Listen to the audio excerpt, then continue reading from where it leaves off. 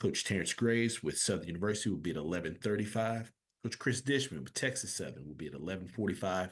And Coach T.C. Taylor with Jackson State will be at 11:55. These are all Central Standard Time.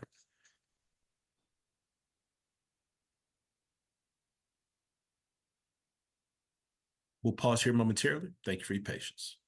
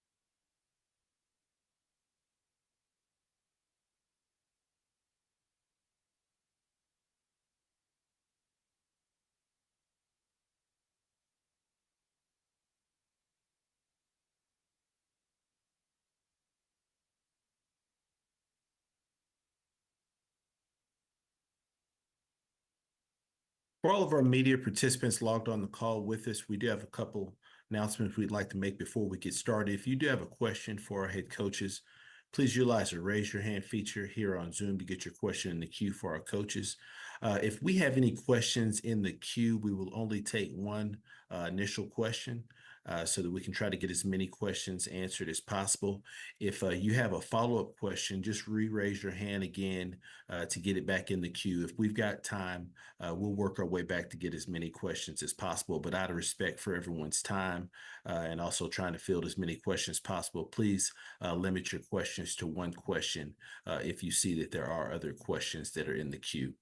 Also, please make sure that your lines are muted unless you're actively asking a question, and please wait to be acknowledged prior to asking your question.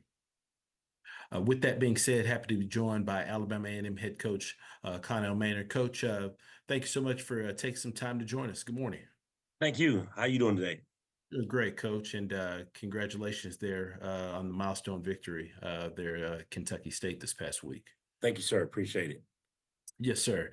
Coach, if you could please just start us out with an opening statement just regarding your team's most recent outing there at home versus Kentucky State. Yeah, we had Kentucky State, our first home game, Louis Cruz Classic. So we was honoring Louis Cruz, a great coach that coached here. And it's a great atmosphere. We had a nice crowd on our side. And, those guys came in and played us hard. We got off to a good start. I think we scored maybe our first 4 or 5 possessions, and kind of got up and got the game under control and let a lot of people play. Stat-wise, I think the defense played well, giving up 180 yards total offense to them, 150 passing, I think, and three sacks and a couple turnovers. But I just thought we gave up a little bit too much yards. Actuality, rushing and first downs. I think they got like 15 first downs. So we still got some work to do on that side of the ball. And offensively, I think we had the ball 10 times and scored 7 touchdowns and threw 2 interceptions. And then you got stopped right before the half. Clock ran out. So offensively executed at a high level, which we're supposed to do, I think, against a D2 program. And executing and putting the ball in the end zone, in the red zone. We didn't have to punt the ball one time the whole game. So, but we still got some work to do. We still got some work to do on that side of the ball too. Again, special teams, we didn't have to punt. The kickoff coverage, we got to do a little bit of work on kickoff coverage. And overall, I was pleased. A win, anytime you get a win, it's a good win. And but we got to go back and we got to keep getting better. And that starts tomorrow morning. Appreciate those opening comments, Coach. First question goes to Charles Bishop. Good morning, Coach Maynard. Good morning. How you doing, Charles? I'm doing well. I wanted to ask, was Cornelius Brown's performance this past weekend enough to sort of separate himself from the rest of your quarterbacks in your quarterback room? He played well. He's the starter. He's the starter. So right now we played 5 quarterbacks last game. So um, once I think the game is we got the game, we got a great chance to win the game. I start getting my starters out. So we got him out of there right after halftime, and then we played uh, AV. We played him a couple series, and then we played our freshman uh, series, 2 series, and then we played our other guy. And so um, he solidified the job. He's the starting quarterback going forward. Sure thing. Thank you, Coach. Mm-hmm. Next question goes to Doc Holliday. Morning, Coach. How you doing today? I'm doing good, Doc. How you doing, man? I'm doing good. Congratulations on your 100 victory Thank over you, the man. weekend. Uh-huh. You had over a total of 659 yards of total offense, but the one glaring thing that you had was 14 penalties for 140 yards. What are some things that you're going to try to do in the next game to try to clean up the mistakes, the penalties against your next opponent? Yeah, we're gonna try to get that cleaned up this week. Yeah, we work on that this week, and it's discipline, just being smart, man, getting your football IQ up, doing stupid stuff, man, and we got to get that ironed out. And so I got to work on that this week. We got to work on that this week because you can't beat a good football team with 14 penalties and giving up 139 yards free. So we wasn't very disciplined this week, and so we got to get back to that, and that's my fault. So I got to get that corrected. And one more thing, you were 14 of 14 on third down conversions. How well do you feel about your team being perfect on third down on Saturday? Well, I mean, even though we played a D2 opponent, I mean, that's still pretty darn good to be 14 for 14. And I let the guys know that. I expect us to play well when we play down, but that's some good football right there on third down, be 14 for 14. I don't care who you're playing. If you're 14 for 14 on third down, you execute at a high level on third down. That's what we was able to do. Again, I said we had the ball 10 times and scored 7 touchdowns. And we only got stopped because before the half, we got it back with 45 seconds.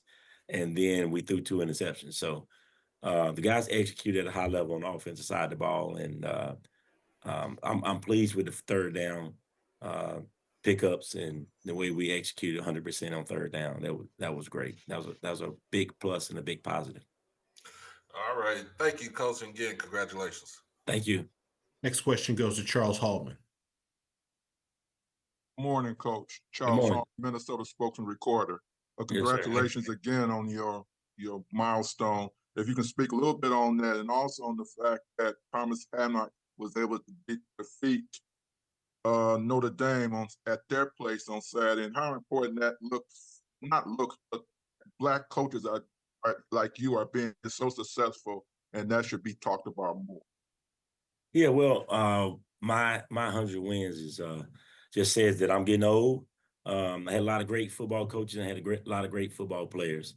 We all know X's and O's, but it's about the Jimmies and the Joes. So if you got some good players and you got some good coaches, you'll be able to win some football games, and that's what it all comes down to. You got to have the players, and I've been fortunate to have some great coaches and some good coaches and some great football players over my years, and that equals into wins. And so I'm grateful, I'm thankful, I'm blessed, and just look forward to the next win.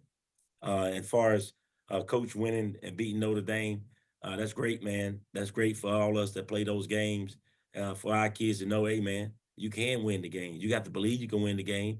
Then you got to prepare and do the things that is necessary to win the game. And that's what they was able to do. And I'm happy for Coach. That gives our guys hope, man. Gives our guys hope that we can go in and we can play with those guys, not only play with them, but we can upset them. Congratulations again, Coach. Good luck this Saturday. Thank you. Currently taking questions for Coach Maynor with Alabama A&M. Any final questions for Coach?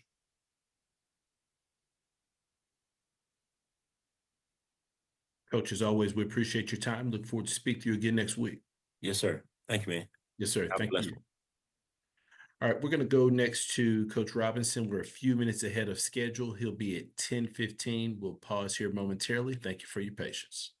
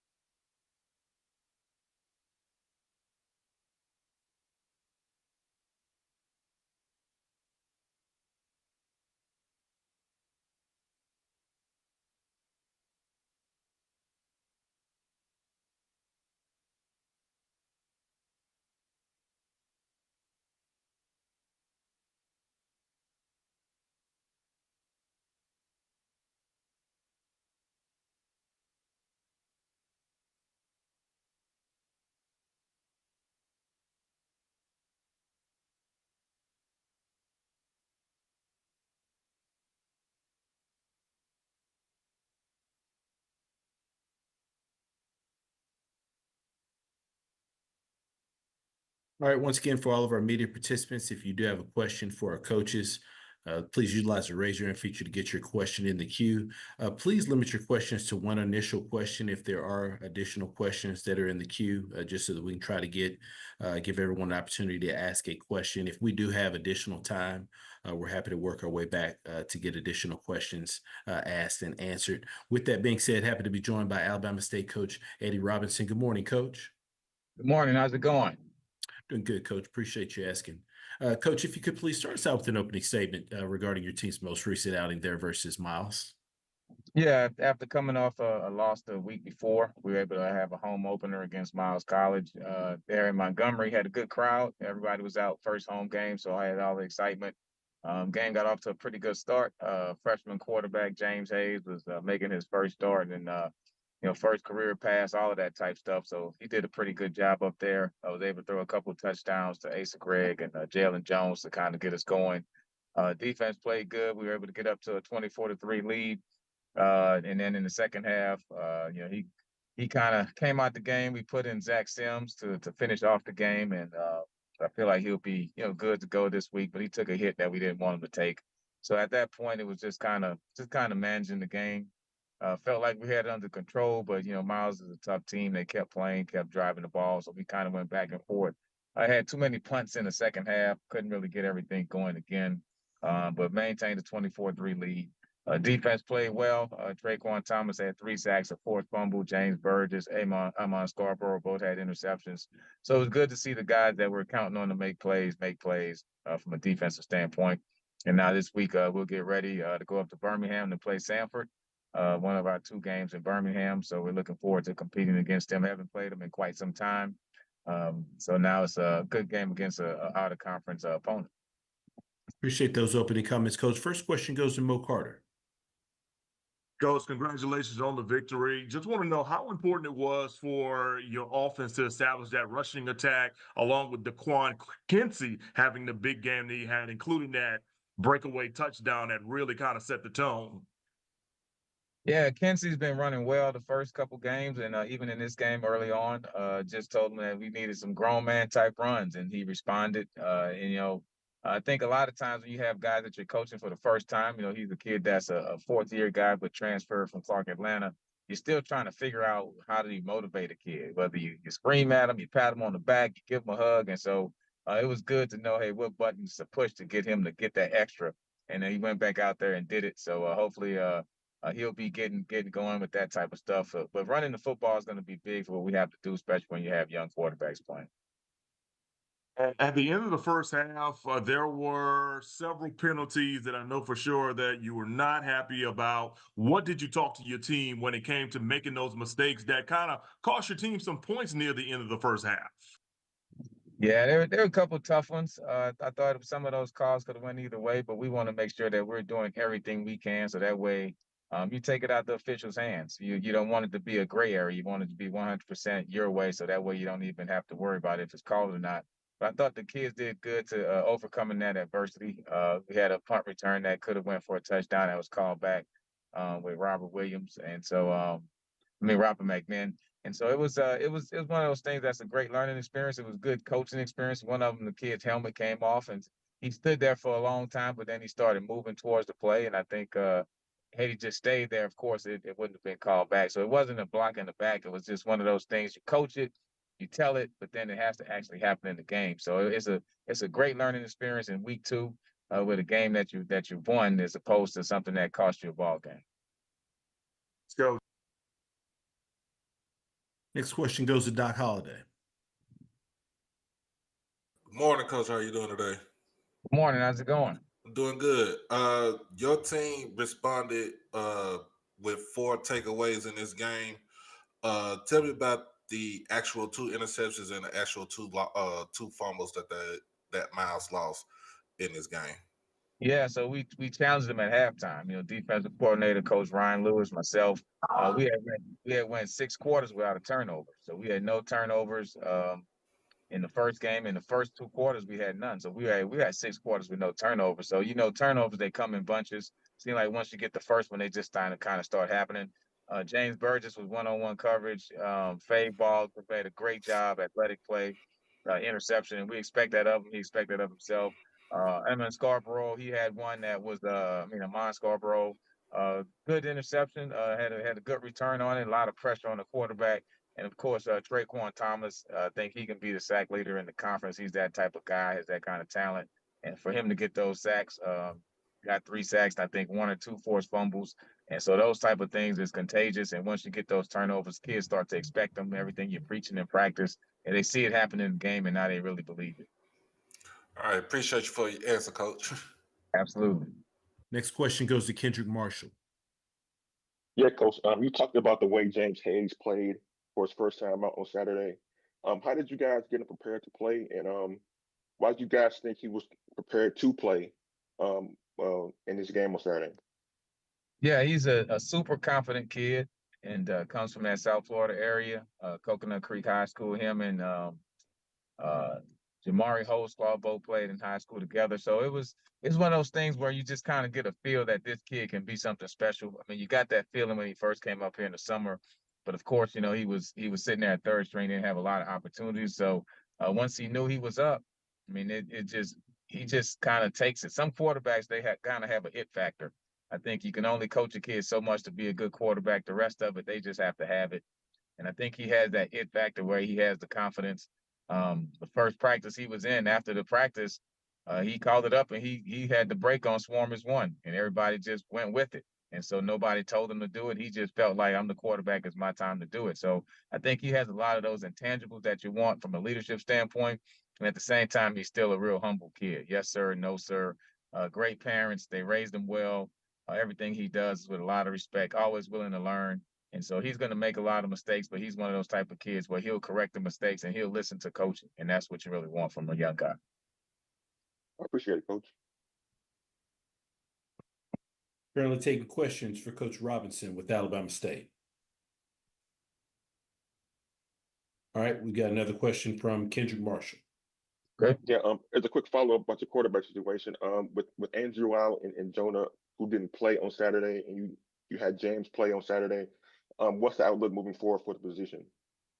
Yeah, I think right now it's James and Zach. And so 2 freshmen, James would be the first guy, Zach would be the second guy. And it was really important for us to get Zach some of those reps. We wanted to definitely get him in the game.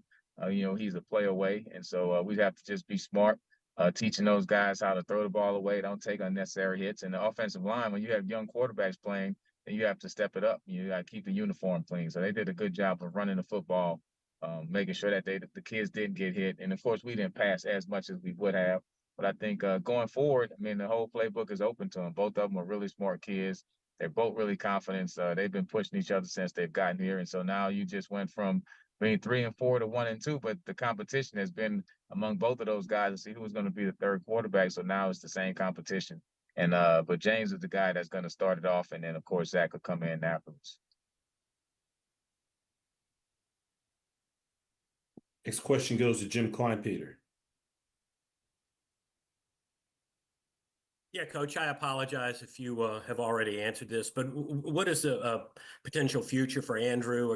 Is he looking at another year, or is there an appeal y'all can make to the NCAA? Yeah, I'm sure he can get the medical red shirt. We really haven't discussed that. That's way off. I think the biggest thing is great kid, and after the injury, in the locker room, you just you felt bad for him because we know how hard he's worked. I mean, he has worked. I mean, he has like a linebacker mentality. The way he worked this offseason, running hills, lifting weights, doing everything extra that we asked of him in the classroom, on the football field, and was truly a leader of the team. And I think he still is. People still look to him. He's on the sideline. He's coaching up James and everything. But you just feel bad for a kid when he has an injury in the very first game, doing what he loves to do. But he's on track to graduate, which is great. That's what I told his parents. Hey, I can guarantee he'll graduate. And I think from that point on, he just has to rehab and get himself ready to play. But I'm expecting him to play more football at Alabama State, and that's the expectation going forward. But for right now, we just have to get him healthy and help him, keep him to be a part of the team. Like, he was there on the sideline with the meetings the night before at the hotel, and he's a big part of what we're doing. And with those young quarterbacks, looking to a guy like him who's done it, I think that's going to be really big to have a extra coach on the field to just give them that little sense of confidence of it can be done. Thank you, Coach. Absolutely. Last question goes to James Hill. Hey, Coach, can you talk a little bit about the next man up mentality, the team galvanizing, banding together, and just collectively taking it 1 week at a time and just moving forward together as Hornets? Well, and that's the thing, is it's kind of the swarm as one. Everybody has to pull together. It's unfortunate, when you have injuries at the quarterback position, because we know how important that position it is to a team. It's a leadership position. And so our motto has just been, hey, and we've had other injuries along the way. We had a couple other guys, broken hand, the guy missed a week here. So bye week can't come soon enough this year. We want to get a good game against Sanford, come out of there with a win. That's our goal. But after that, we have to get healthy. And we have a lot of guys that'll be coming back at the right time. But for right now, we're just kind of pulling together and supporting each other. And I think the type of football that we play, where you lead with special teams and defense, you can have a guy or two miss in those positions and the team can still move.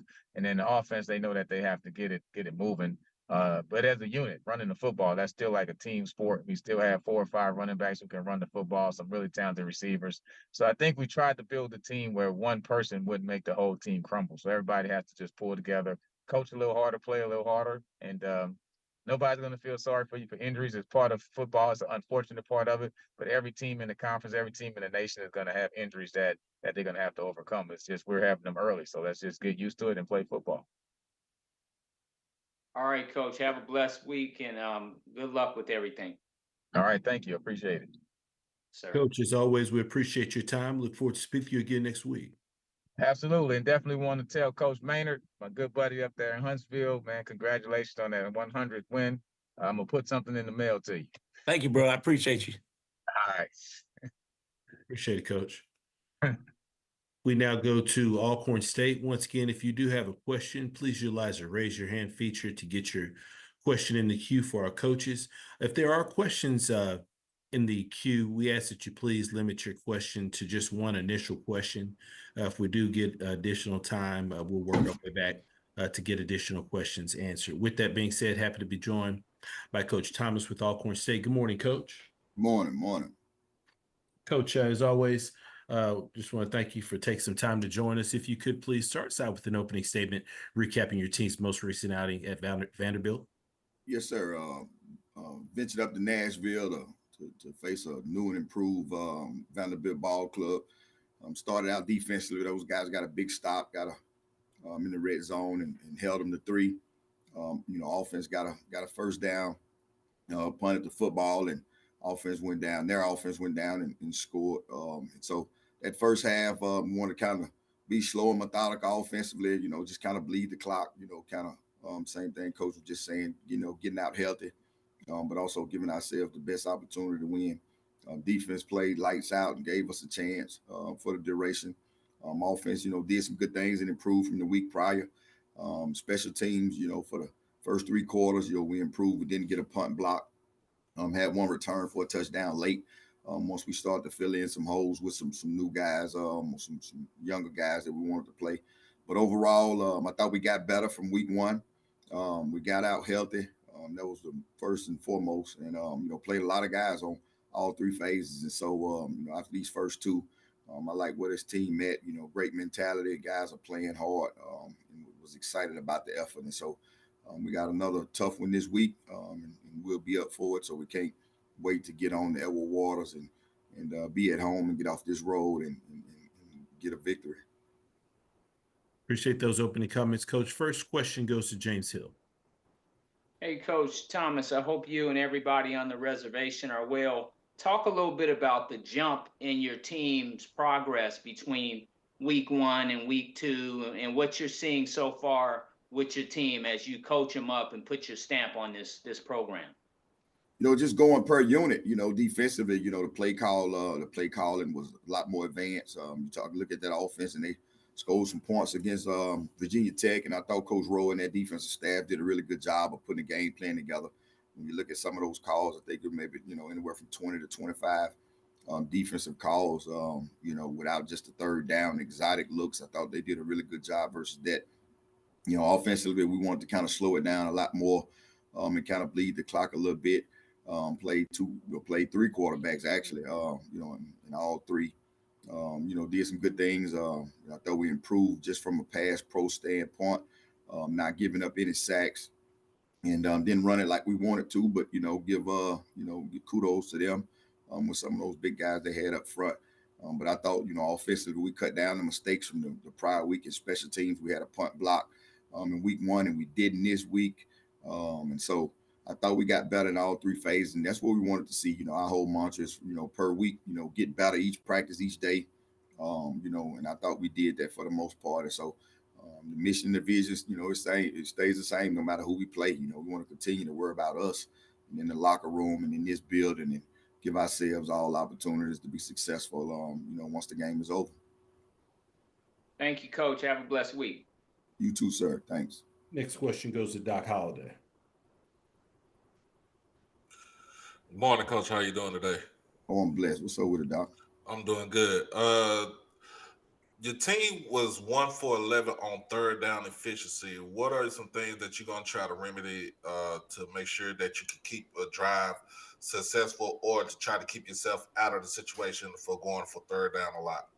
We got to be efficient on first and second down. When you get into some of those negative plays on first and second down, it really puts you in a bad situation on third. And then when you talk about that level, both Power 5 and Group of 5, those guys got a lot of sub packages and give you a whole bunch of exotic looks that you don't really see a lot of, and it's hard to pick up. And so we got to put ourselves in better situations on first and second down.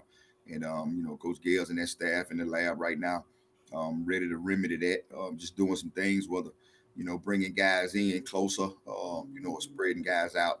But ultimately, that's just winning first and second down. And so I think if we can do that, and we can cut that number down to where it ain't third and long all the time, we get some third and shorts and get some third and mediums, and then we execute those. I think that'll just put us in a better situation. And so third down is important. One, we keep the defense off the field, but also it maintains drives. And so we got to do a better job, than we've done these first 2 weeks. And we expect to start that just with the practice aspect of it in the morning, and continue to get better and get that number, at least to 50, percent completion on third down. And my follow-up question is that you got Edward Waters coming in. They're coming off a loss against Florida Memorial. What are some things that you're going to try to do as far as put pressure on the quarterback in the game on Saturday?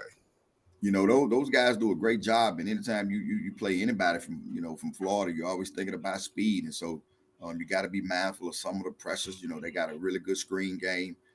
Played a bunch of quarterbacks and does a really good job in the screens and draws. And so we got to be selective on when we get after the quarterback, and also got to, take care of the athletes. Got a big time athlete, number one, that they play in space and do a lot of good things with. So we got to know where he is, and there's a lot of other speed out there also. So I know Coach Roy have a good game plan, but we also got to rattle who's ever, the trigger man back there to get the ball to the offense, so we can have a better execution piece on offense, so we can get some points and get a chance to, get this thing headed in the right direction. All right. Thank you, Coach. Yes, sir. Next question goes to Charles Bishop. Morning, Coach. Morning, sir. I wanted to ask this question. I want to kind of follow up on the question about Edward Waters. They did stumble this past week, but this is a team that turned over Morehouse 9 times in week 1. What is it especially you see with regards to their defense? Speed. Got a lot of speed at all 3 levels. They play fast. They play reckless. They do a really good job in space. And so you can tell those guys are being coached up really well. Takeaways for them is a major part of what they do. And so we got to be mindful of the football. Knock on wood. The first 2 weeks, we hadn't had any fumbles. Got to clean up the interception aspect of it. But those guys going to be ripping at the football, trying to get it out. And you can tell that they're being coached the right way. And so we got to do a good job of protecting the football. It's the name of the game, and it's the most important component, of the game. And so we got to maintain all the possessions and end them with a kick, from a third down standpoint. And so we got to do a really good job of making sure those guys don't take the ball from us. Okay. Thank you. Appreciate that, Coach. Yes, sir. Last question goes to Kendrick Marshall. Yeah, Coach. Through the first 2 weeks, you played 2 Power 4 schools, and now this coming up week, you're going to play a level down. How much can you assess your ball club with the variance in opponents you played so far this season? That's yet to be seen because we hadn't played it yet. I'll be able to gauge through practice and how these guys prepare. For us, it's us versus us. And I know a lot of people say it, but when we get up and look in the mirror, that's what we're concerned with. The fight is within. And so regardless of who on the sideline, we got to do a better job of just executing at a high level and doing what the coaches and everybody in the Utopia is asking, of them. And so I think we can do that regardless of who's on the sideline. We got enough talent on all 3 phases to be successful. And we still waiting to just put that winning recipe out there. And so for us, it's still a challenge to be able to just go out and work and get better. But when you got the Malachis of the world and Truck Griffiths, those guys is keeping both sides of the ball, on the up and up. And so now we just got to give them good game plans and go out here and execute. And whoever's, we're playing against, we just got to do our job and maintain the high level and the standard that we set for ourselves. Coach, as always, we appreciate your time. Look forward to speaking to you again next week. Yes, sir. Yes, sir. Thank you. All right, next we're going to go over to Bethune-Cookman and Coach Woody. Once again, if you do have a question, please utilize the raise your hand feature to get your question in the queue. Please keep your lines muted unless you're actively asking a question, and please wait till you're called upon prior to asking your question. With that being said, we're going to get connected here with Coach Woody with Bethune-Cookman. Appreciate your patience. All right, do see that we have Coach there with us. Good morning, Coach.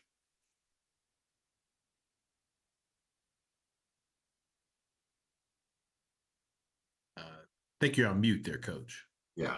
Okay, got it. Yeah, I'm ready. All right. Coach, as always, thank you so much for taking some time to join us. Coach, if you could please start us out with an opening statement recapping your team's most recent outing versus Mercer. First, I want to congratulate Coach Maynard for his 100th victory. I mean, that's big time, well-deserved. Opportunity to play home, against Mercer, which is, really good program. Obviously got a lot of tradition.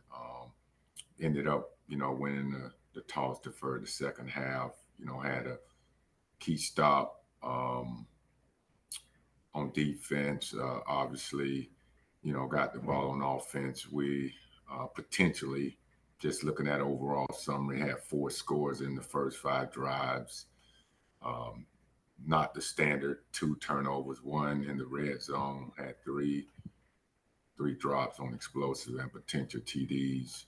On the defensive side of the ball, went 8 for 12, 3 third down, 75%, had 2 fourth down stops, 3 sacks, 2 TFLs, 1 interception. I thought we played, solid, but we had too many negative plays, on the offensive side of the ball. Special teams, we played well on punt. Obviously, we got to get better on kickoff covering. Just those three aspects, I see a lot of improvement based on just the technique, fundamentals, attention to detail, and obviously that would equal good execution of the plays. Appreciate those opening comments, Coach. First question goes to James Hill. Hey, Coach, I hope you and everybody in Daytona are well. Saturday, you have an opportunity to go up to Western Michigan, to go up there and compete and get one. Just talk a little bit about the mindset and going up there and playing another football game. Well, the guys, they come to work and go to work. Obviously they know what it is. I mean, when we grade film, each individual understands the whys, why they got a plus, why they got a minus. So they get it. I mean, just trying to get this team, in mind to understand that every time we play, we have to make mention of those aspects as far as technique, fundamentals, attention to detail, because that's what it's all about at the end of the day. And our guys, they're excited for the challenge. Another really good football program. Obviously when you play a bigger school, obviously it's going to be, bigger guys, stronger guys, faster guys. We got to go out and execute. And at the end of the day, that's what it's all about. But our guys excited. Thank you, Coach. Have a great week. You too. This question goes to Doc Holliday. Good morning, Coach. How you doing today? How you doing, Doc? I'm doing good. Talk about your team going 0 for 11 on third down efficiency, and also the 3 turnovers that you had in the game. What are some things that you want to try to clean up before you head out to Western Michigan? Well, obviously, we have to, protect, and then, we have to make, the right reads, and then put our guys in situation where it's going to be more so, KISS method, and then not trying to do too much. And then obviously just with a lot of it, the 3 drops, I mean, those are 3 drops on explosive and potential touchdowns. And then obviously we can't give the ball away, when we're inside, the red zone, so it's just all about the technique and fundamental attention to detail that we must keep stressing. And when you do those type of things, then the game definitely would have been a whole nother conversation, so we're working on those things, working on us, and not worrying about our opponent. We have to get ourselves squared away. And once we do that, I thought Cam is going to be okay. I mean, his first game starting at the quarterback position, just trying to get that continuity on offense. And then obviously our defense play hard, but a lot of times, when you're 3 and out and, the defense got tired, but, that's not an excuse. We have to make sure that our guys in condition, because it may be other games like this and you don't want it to be, but we got to get things going on third down and even on offense as a whole. I appreciate you for your answer, Coach. Appreciate you. Next question goes to Ty Miller. Good morning, Coach Woody. How are you? Ty Miller with Power News Radio Network and Black College Football Weekly. How are you doing this morning? Great. How are you? I'm good, Coach. When you look at the Broncos, they lost big to Ohio State this past week, but 2 weeks ago, they went into Camp Randall and played a Wisconsin team really tough and lost only by 14 points. Which team do you see when you look at the Broncos? Well, I tell you what, they have a really good football team. I mean, they're big up front. They got long, fast, athletic guys on the perimeter. Got a good quarterback that sees everything, 6'6", 215-pound guy. On defensive side of the ball, they play, really smart. I mean, they're going to fit their gaps. They're going to cover 3 type team that's going to try to keep everything in front of them and tackle well. They don't make a whole lot of mistakes. When you get, like I said, you play a team like that, I mean, obviously they're going to be bigger, stronger, and faster. I mean, you guys got to make sure you get to the point of attack before they do, with good leverage and good technique and fundamentals. And like I said, they're a really good football team.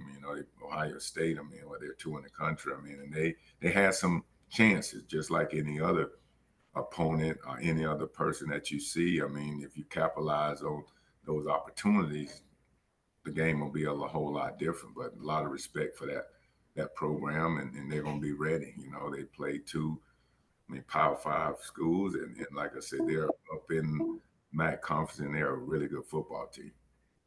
Thank you, Coach. Thank you. Any final questions for Coach Woody with Bethune-Cookman? Andrew, I do have another question, if you don't mind. Yes, sir. Coach Woody, Western Yes. Michigan also at times in several of the ball games, even in the past, they sometimes do trickeration. Some teams do that, and as a matter of fact, against Wisconsin, they pulled off a fake field goal, which was real successful.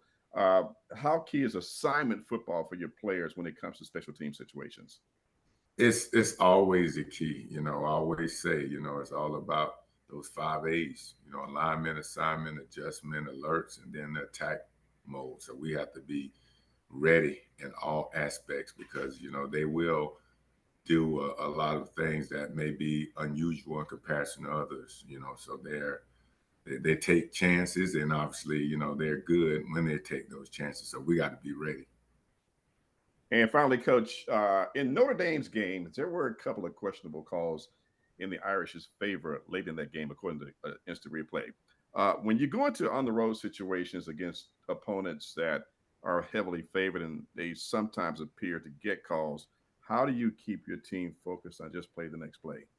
Well, you know, we always try to put them in adverse situations in practice because a lot of times, like I tell the guys, you know, you're not going to get every call that you think you should get. So, you know, that's why you play the game. I mean, you play hard, fast, long as you can, and don't worry. You know, you just have to keep that mentality, and everything else will work itself out. Because what happens is, I tell the guys all the time, you know, don't let one negative play affect the next. So you play that play and then get ready for the next play with a clean mind and getting ready to compete and win that play. Don't let one negative play bleed into the next. And we talk about that all the time in practice and put them in adverse situations. So you have to do that, you know, because everybody think that they deserve the best calls. You're not going to get the best calls. I mean, thank you, Coach. Good luck this weekend. Thank you. Last question goes to Kendrick Marshall.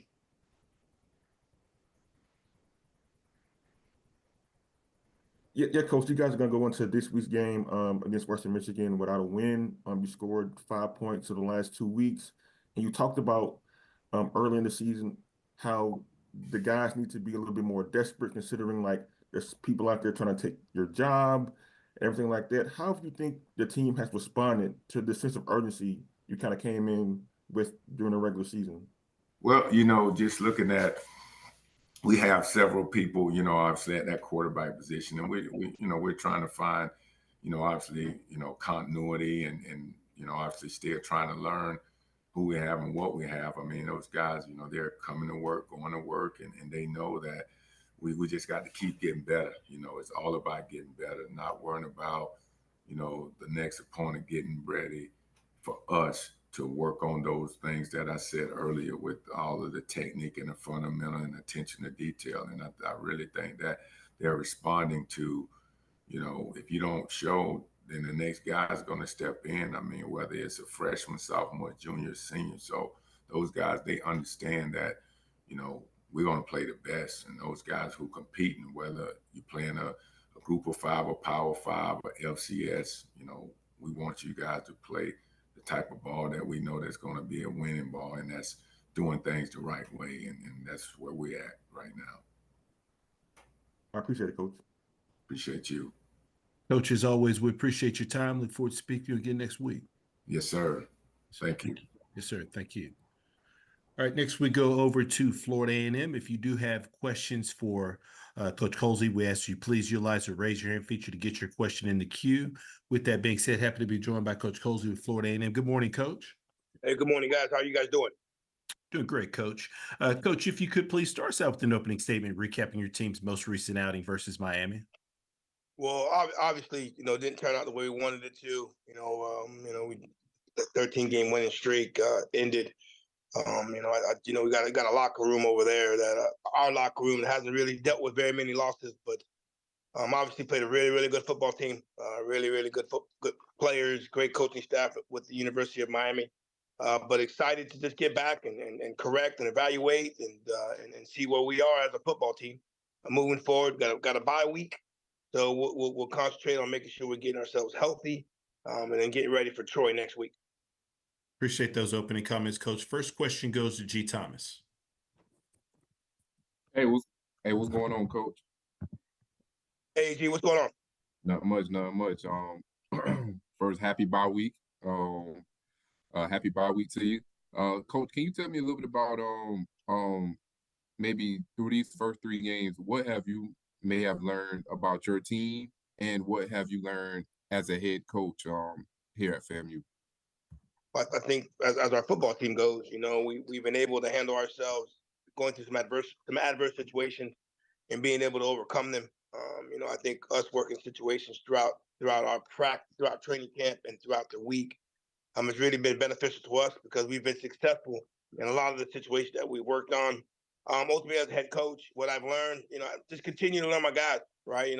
I've obviously been around them for about 6-7 months, once being named the head coach, but just continue to learn about our players, right? We're using this week to truly find out what makes our players tick. We understand that each player on our football team needs maybe a different type of learning device or different type of way to learn and understand the material. So we're doing a good job of that this week. But overall, excited, happy to be in this opportunity, blessed to be in this opportunity. And obviously there was a lot of prognosticators that felt we wouldn't be 2-1. So they thought our record would be a little bit differently. So happy to be 2-1 as we get ready for Troy next week.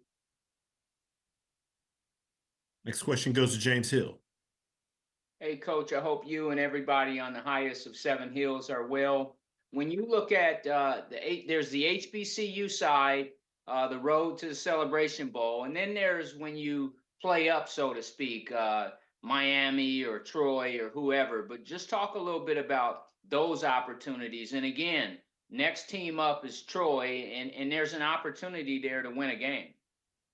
Well, that's a great question. I think the biggest thing for our guys, and we spoke about it once before we played the University of Miami, was just kind of eliminating all the other things that didn't necessarily have anything to do with football. Obviously, you're playing at Hard Rock, you're going to be playing in front of a big time crowd against a big time football team. But once we kind of realized that we could play with them, we were already kind of down a little bit. But I think you get a chance to play up.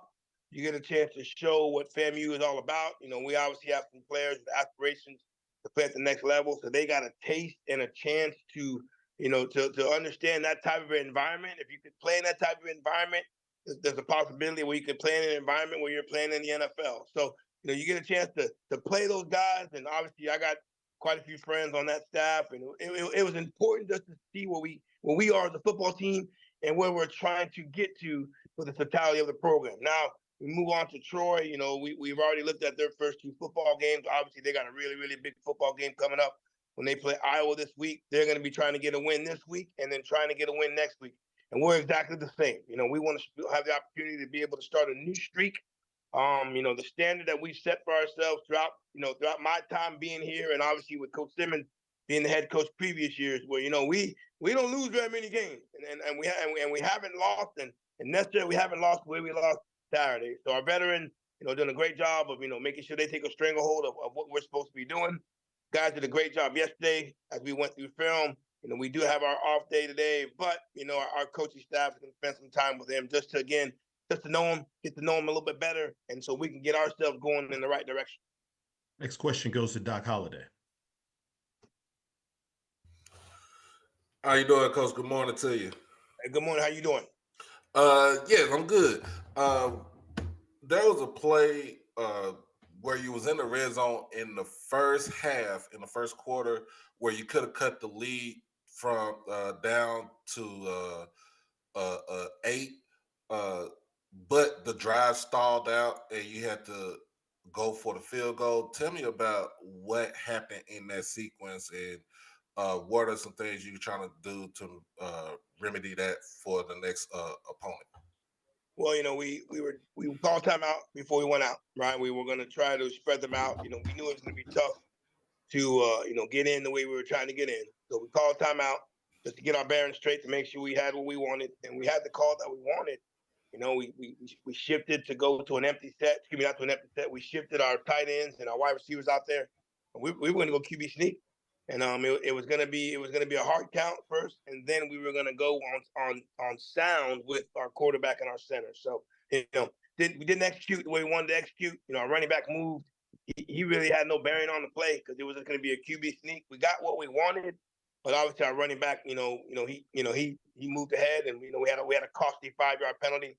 Then we ran our next play, right, and then we didn't get what we needed. So I wanted to make sure we ensured that we had some points with going with the field goal. Now, if we would have went third down and went QB sneak and didn't get it at the one, we had already had conversations about going for it. So we just didn't execute what we wanted at that time. I like the shifting, getting them spread out, and then we were supposed to, like I said, supposed to go on first down, and our center couldn't hear it.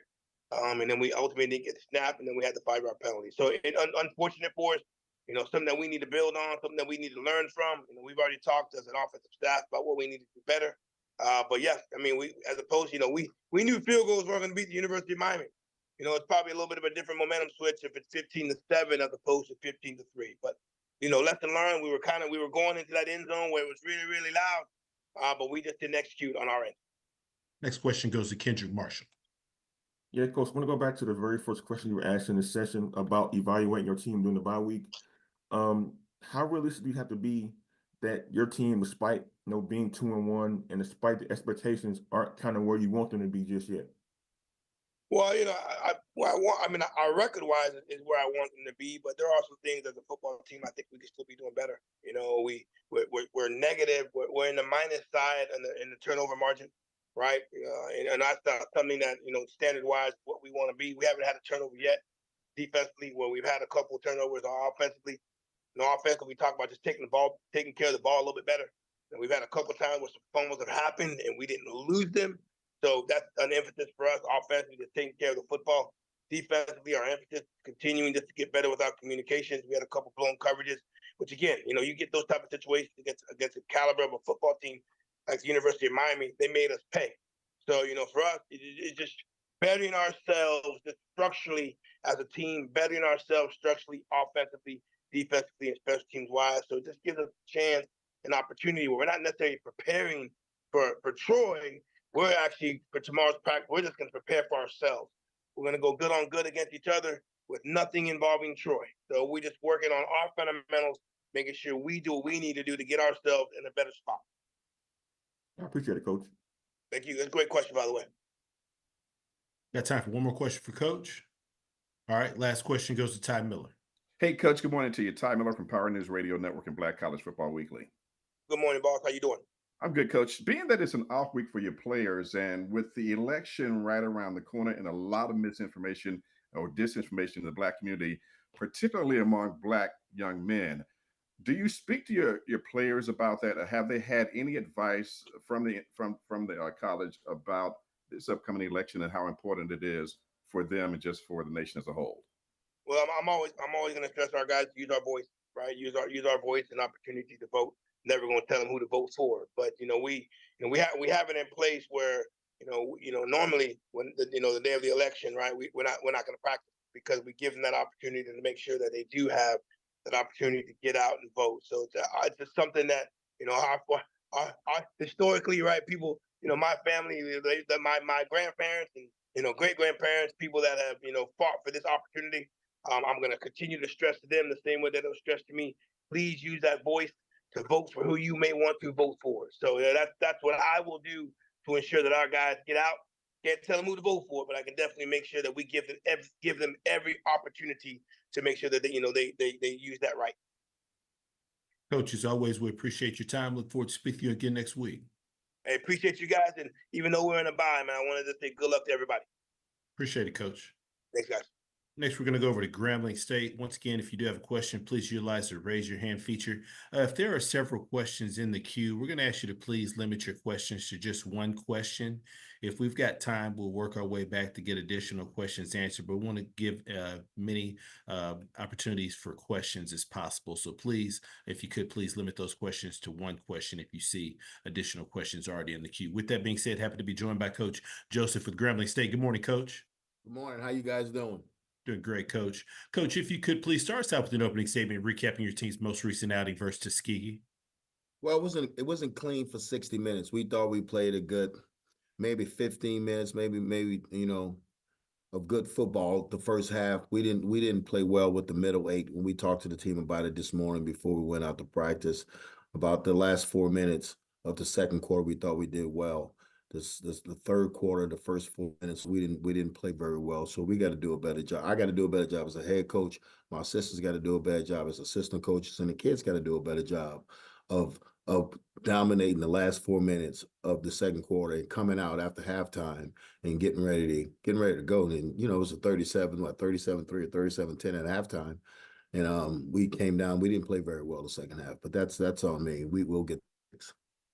Appreciate those opening comments, Coach. We've got several questions already in the queue, so please limit your questions to one initial question. First question goes to Perry Daniels. Good morning, Coach.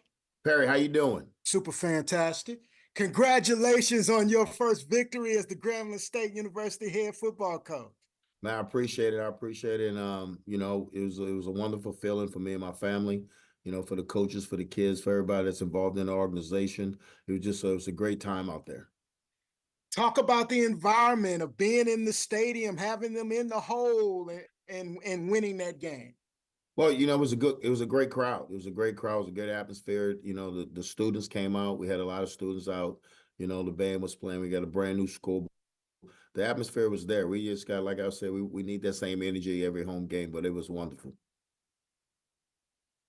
Next question goes to James Hill. Hey, Coach, I hope you and everybody at Grambling State University are well. Talk a little bit about the offensive side of the ball, the production there, getting that victory, and congratulations, by the way. Oh, James, thanks a lot. I thought the offense for us putting the ball in the air, I thought we threw the ball well. We didn't run the ball the way I thought we should have ran the ball. We got to do a better job of getting the hat on a hat. We got to do a better job in protection, but we have some explosive kids outside the box. So we know if we get the ball in these kids' hands early, now we got to tackle the throw. So we have faith in our kids that they can win one-on-ones out in the perimeter. So we got to continue to do that, but we got to do a better job on offense of running, establish the run. We have two of the best backs that's in the league. When you talk about Bull and you talk about Trey, they're two big-time backs. So we got to do a better job up front, getting the hat on the hat to get those guys going. You got to be able to establish the line of scrimmage in a game of football, in the football games that you need to win. Thank you, Coach. Have a blessed week. You too. This question goes to Doc Holliday. Good morning, Coach. How you doing? Congratulations on your first win in SWAC. Thanks, Doc. Appreciate you, man. Anytime. I want to talk about the second half where you were up 37-3 at halftime, but in the second half you went scoreless. What are some things that you want to try to remedy for the next game coming up this coming weekend? Well, first of all, we got to cut down on the bonehead penalties. Some penalties I think we talked about the holding, the offsides, the pass interference, the hand to the face mask. We can fix all that, but when you get unsportsmanlike conduct, you get a personal foul, that's selfish, that's on you. You got to fix that. And so we're going to put that in the kid lap when they get those things. And, you can run them till you're blue in the face, but it comes to a point where when they get them, you got to really sit them down. So we got to clean that up, and then we got to be more productive in the second half. Coming out, 37-3 and not scoring the second half. That's what we talked about the middle eight. We went flat the second half. And I thought, we tried to talk to him about the game being over, but I don't know if they've been up like that in a while. We got to finish the game, and we'll clean that up and we'll fix that part. But we got to keep working. We got a lot of work to do. Like I said in my press conference, I don't think we're a very good football team right now, and I got to do a better good job as a head coach to get us where we need to be. But right now, we're just going to keep working, look towards Texas A&M Commerce. You just answered my second question, but I appreciate you for doing that. And you have a good one, man. Okay, you too. Next question goes to James Hill. Coach Miles Crowley, talk about his production and what you were able to see in that young man throwing the ball around. Well, I thought he managed the game well, just like I thought he managed the game well against Lafayette. I thought he hit some big throws. Also, just looking at the film yesterday and today with him, he understands that he missed some throws. So, my thing is with Miles, if a quarterback want to play on the next level, you can't miss throws. You can't miss the throws, especially throws us for touchdowns. But I'm happy with Miles' play right now. Miles is doing he's scoring over 95%. But me, I'm a perfectionist. I want him to hit every throw, and I think he should see every throw. And if he reads it, it's open. So Miles got to continue to do that. I told him he's got to put more pressure on those guys around him and his guys up front. He's got to put more pressure on them, because I told him at the end of the day, after press conference, they're gonna ask for two people. They're asking for Mickey Joseph and Miles Crowley, and so he understands that. We're not looking for new friends. We're looking for somebody just to help us execute and help us win games. Question goes to Perry Daniels. Coach, if you could talk about the upcoming opponent, Texas A&M Commerce. Well, it was a team that went 1-11 last year, and they did the same thing we did. They flipped the roster. They got some really good players in there right now. We got on them yesterday. Our GAs and analyst guys been on them for a week, but we'll meet today and talk about them today. But it's a very good football team. They went to the West Coast twice. They went to play San Diego State. They went UC Irvine. So they're a really good team. They 0-2, but when you got to jump time zones, and especially going west, east don't hurt you as much. I think going west, because everything's later. So then when you get back, everything's earlier. So I think that that probably affected them going back and forth. But now they home. This is their first home game.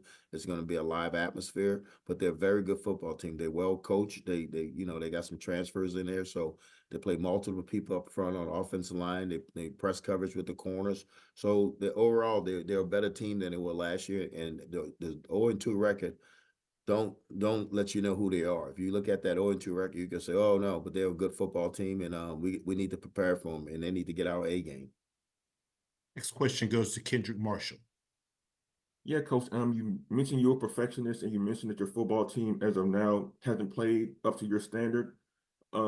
What signs will you look for to let you know that your team is kind of turning the corner and playing the way you want them to play? The first thing we got to do, like I said, we got to cut down on the bonehead penalties. We can't have stupid penalties, so we got to figure out how to fix that. Second, we got to make sure we're consistent every snap that way out there. We got to be consistent. And third, when we put our young kids in the game, our young kid have a responsibility of completing the game plan. We can't have drop-offs because we put the young kids in the game. We got to put the young kids in the game because we got to have game experience, and we got to have a team when these older kids leave here. So that's everything that we can fix, and we got to fix it as a coaching staff, and it starts with me, and we'll get it fixed. But we're looking for them to cut down on the penalties, be more consistent, win the middle eight, and then finish the game strong. So whoever we put out there, we put 11 on the field, we got to fight like tigers. Doesn't matter who's out there. If you're out there because we think you're responsible enough to be out there. So what we're going to do, we're going to cut it out. We're just going to stop putting them out there if they can't perform. And we'll see them in the spring, hopefully. Coach, as always, we appreciate your time. Look forward to speaking to you again next week. Appreciate you guys. Y'all have a good day. Good luck to all you guys this week. Yes, sir. Appreciate it, Coach. Next, we're going to go over to Arkansas Pine Bluff and Coach Hampton. Once again, if you do have any question, please utilize the raise your hand feature to get your question in the queue. Please leave your line muted unless you're actively asking a question, and please wait to be acknowledged prior to asking your question. Good morning, Coach Hampton. Good morning. Coach, as always, thank you for taking some time out of your schedule to join us. Coach, if you could please start us out with an opening statement, recapping your team's big home win there against Arkansas Baptist. I mean, obviously, it's a good job by our team. Kind of like we said, going into the week, we know we're the better football team. They just transitioned. So we went out there and took care of business in all three phases of the game. I think everybody played that was dressed. And so we're looking forward to this week. Appreciate those comments. We've got several questions already in the queue, so we're going to ask for this first round. Please limit your questions to one initial question. First question goes to Tanner Spearman. Hey, Coach. So obviously, first 2 weeks, you were playing teams at very different levels from you in sort of the college football pyramid. This week, FCS opponent, same level playing field. Obviously, I know you guys want to win the game, but beyond that, what do you want to see from these guys against a peer opponent to come away feeling confident that you'll be able to compete in the SWAC this year? We feel confident we can compete. It doesn't matter because we're playing an FCS team. We're a good football team, and all our kids need to do is come out and play. We played these guys last year, had an opportunity to win the game. We didn't get it done, so it didn't matter that we're playing Arkansas Baptist or played the University of Arkansas. We've done a lot of good things, offensively, defensive, special teams, and all the games we played this far. So our kids are confident, but it starts tomorrow in practice. They got to continue to watch film, and we continue to challenge them to become the best versions of themselves. So we're excited. Southern Heritage Classic, man, I don't know if it gets any better than this. So we're ready. Next question goes to Mike Wallace. Hey, Coach, thanks a lot for, I was just about to ask you about the Southern Heritage Classic. You're coming back our way again. One thing that I've noticed about your team is that the resilience is there week in and week out. You showed that last year in the Southern Heritage Classic, fighting all the way to the end. The ground game and the running game was definitely on display this past weekend. What do you look for in this game against a physical Tennessee State team, and how do you define success in the Southern Heritage Classic? Well, for us, I mean, obviously we'll have to win the line of scrimmage. I mean, their D line is really good.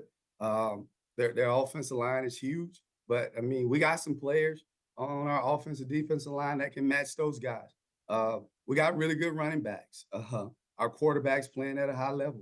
Our defense made a lot of improvement. We got a young football team, but we're not going in there thinking that, as I told the guys, if we put you on the field, we expect you to play. And so we're excited about the opportunity to get to practice tomorrow. And man, I don't, like I said, it's a 2.5-hour drive. It's like a home game to us. So we're excited about it. And Coach George has done a good job. They played a bit, North Dakota State last week. Man, that's a tough get it right there. And so they'll be hungry to come back out and try to get a W. So we're excited about it. Next question goes to Doc Holliday. Good morning, Coach. How you doing today? I'm doing good, Doc. How you doing? I'm doing good. You ran the ball efficiently, 32 carries for 320 yards, 10 yards a clip. Tell me how you're going to kind of repeat that in the game this weekend against Tennessee State.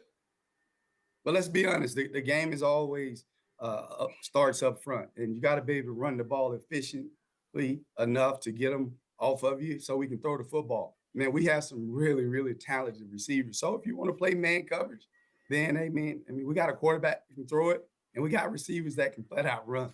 So I'm excited about that. We got 3 running backs that are pretty doggone good, and they all 3 bring something different to the table.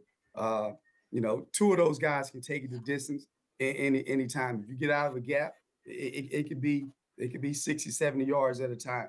And so I like where we're headed as a football program, but obviously this week is a tough week for us, but it's a good challenge. And again, it's exciting for the Golden Lions to be able to go back to Memphis. We got a lot of alumni there. I'm pretty sure they got all kind of parties.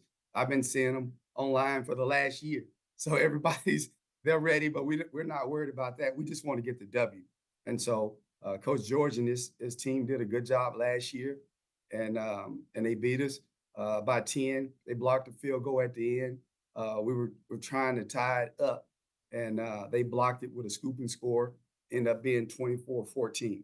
And so as the guy asked earlier, we are a resilient football team, but our young men know that, man, we got to get back in practice tomorrow and get ready to face a really good football team. But if we take care of business, we're going to have an opportunity to win the football game.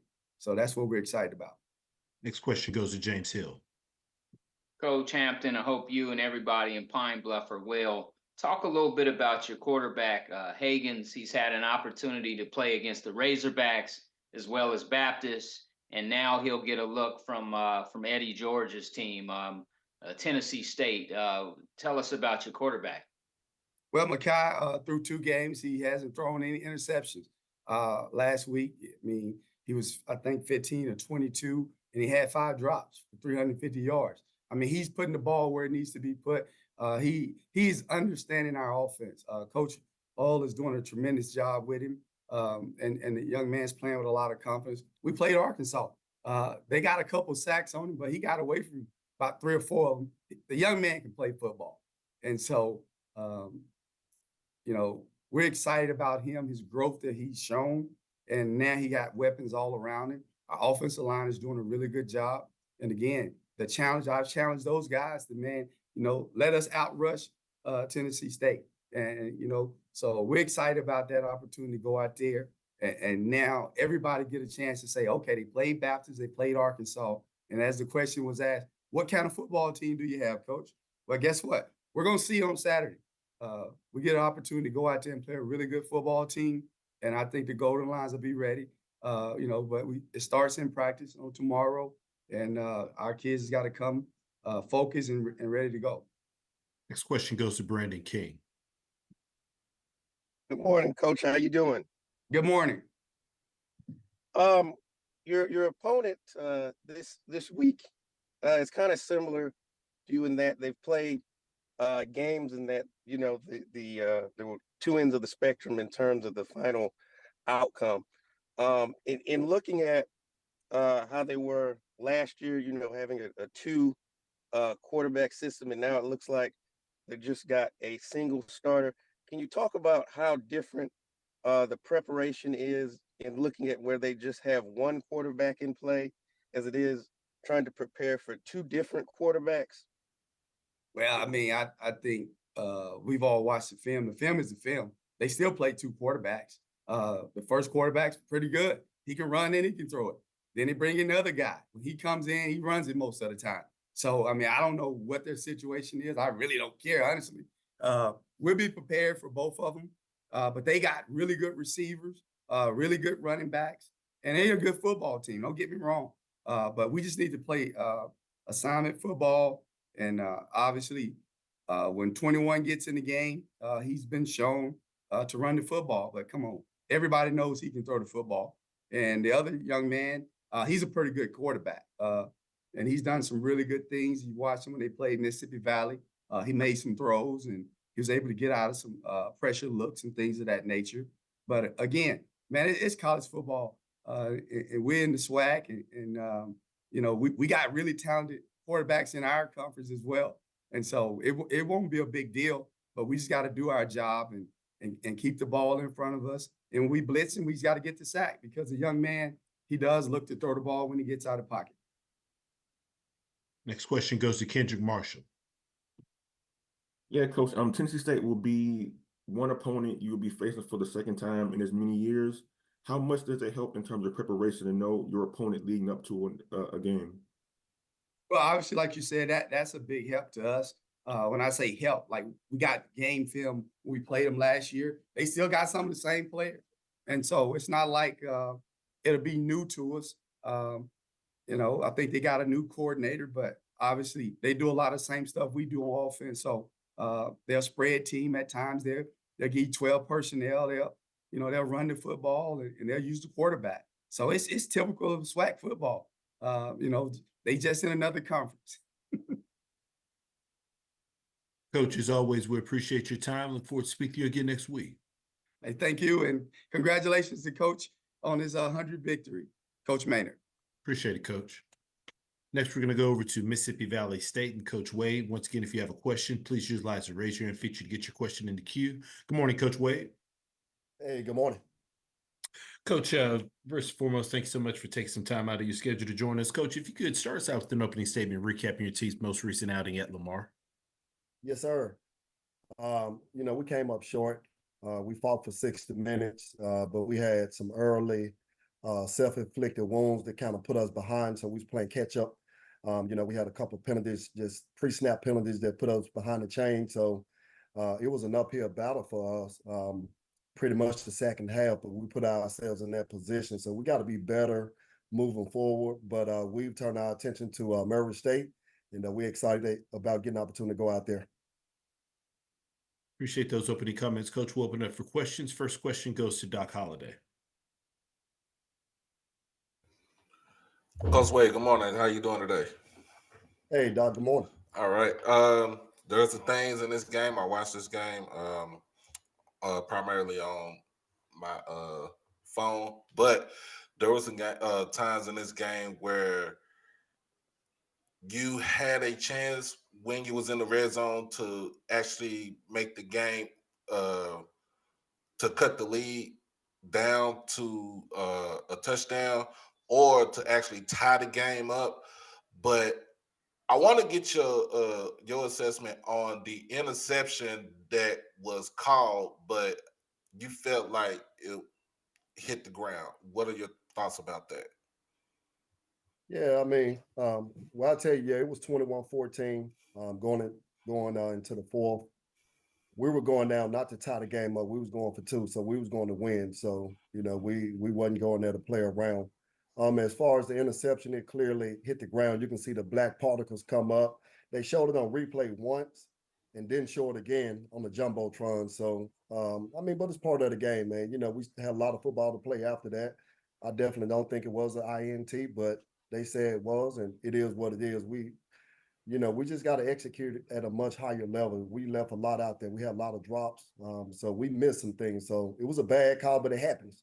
So we can't really cry about that. Andrew, do I have one time for one more question? Yeah, you do. Go ahead, Doc. Okay.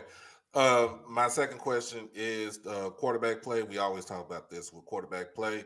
I think as far as with Jaden, he's kind of separating himself from Tajarian. Speak on about his progression from game to game this season. No, man. No, he did a great job. Like I said, our strength is on the perimeter, so he does a great job as far as getting the ball out to the playmakers. He throws such a catchable ball. We're a vertical passing team, so again, he throws with great touch, get a guy's opportunity to make plays. But that being said, Tajarian plays a great part in what we do as well. He's 6'4", 240. So there's some things that we use with him as well. So I think both of them are good for us. We're gonna continue to play both of those guys. We're just trying to find the right rhythm to make sure that we don't affect the flow of the game when it comes to those two guys. But Jaden has done a really good job, man, and I'm proud of him, and he's getting better. But like I told Jaden, he needs to spend more time with the quarterbacks. A couple of those mistakes was just them not being on the same page. And I told him they just come with just spending extra time with the receivers so those guys understand and they seeing everything the same way. But he's done a good job. We're gonna roll in with him this game. He'll be starting against Prairie State as well. But Tajarian was play as well because there's some things that he brings to the table that Jaden just don't bring to the table. Next question goes to James Hill. Hey, Coach Wade, I hope you and everybody back in the Delta are well. Your first 4 games are on the road. You're moving into week 3 at Murray State. Just talk a little bit about what you think of them, what you've seen so far, and then ball security for Valley as you move forward. Murray State, good football team. They 0-2, and they're coming off a tough loss, so we know they're gonna be excited and they ready to get back out there. So we expect their best. They good up front on both sides of the ball. Number 0, the defensive end, he's a problem.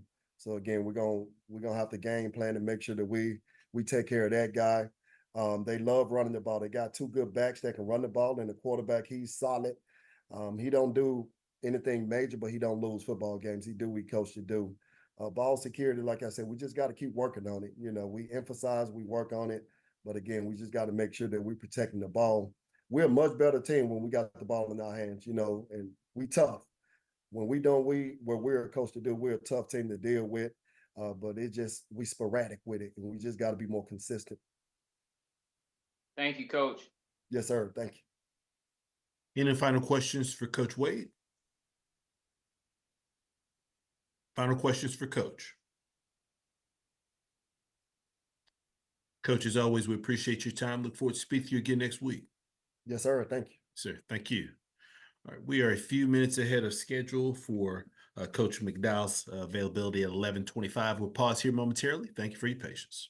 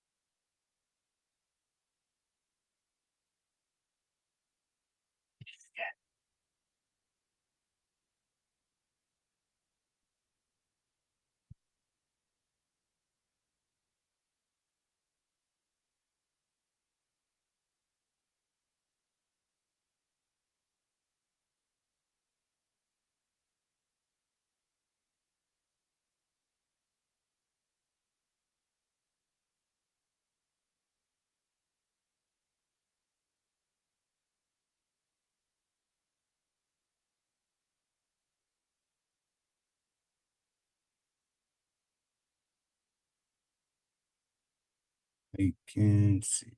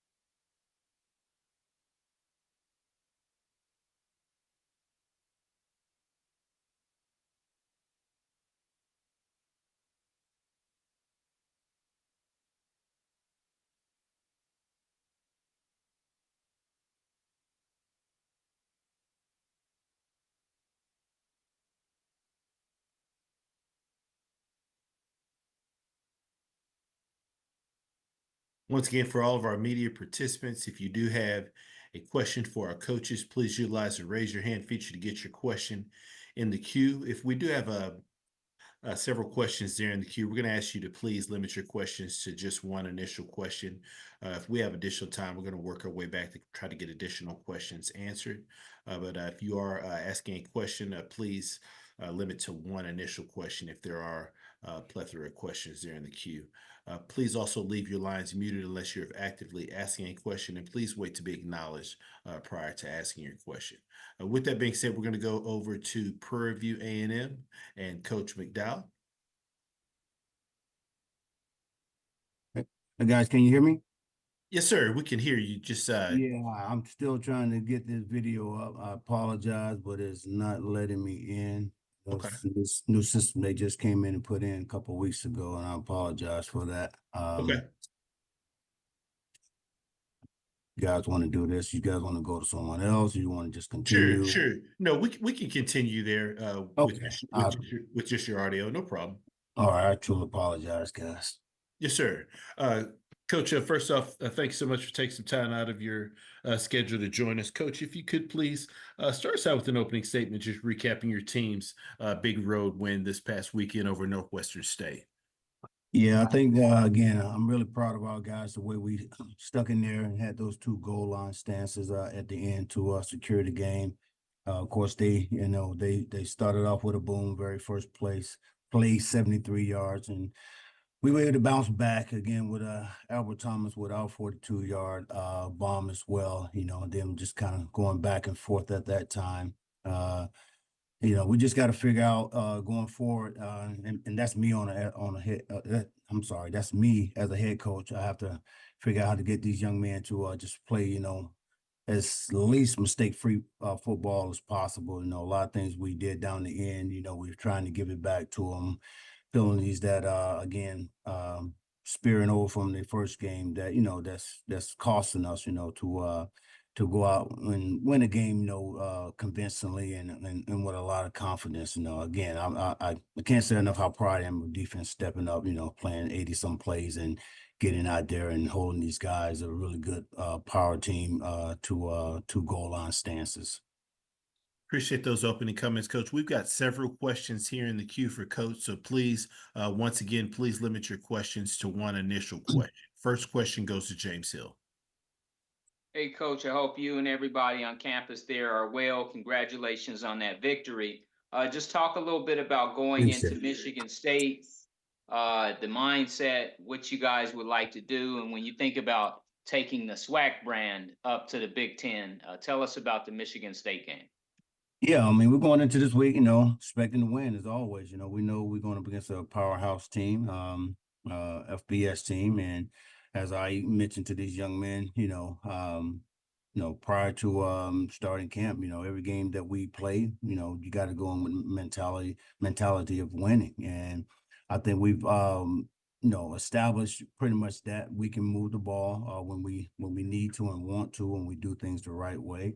But I know, as I told them, you know, going against good teams and okay teams, anytime you get mistakes that we can take care of and not turn over or cause, you know, defensively, we're gonna be okay. We're gonna be a really good football team. But again, it's about us going out and just taking care of our business as an offense, you know, and as a defense. I know we have to definitely get the running game going again. We established a good little running game this past weekend against Northwestern State, and we got to do the same thing against Michigan State. You know, we know that they're big up front. You know, they're gonna 4-2 defense.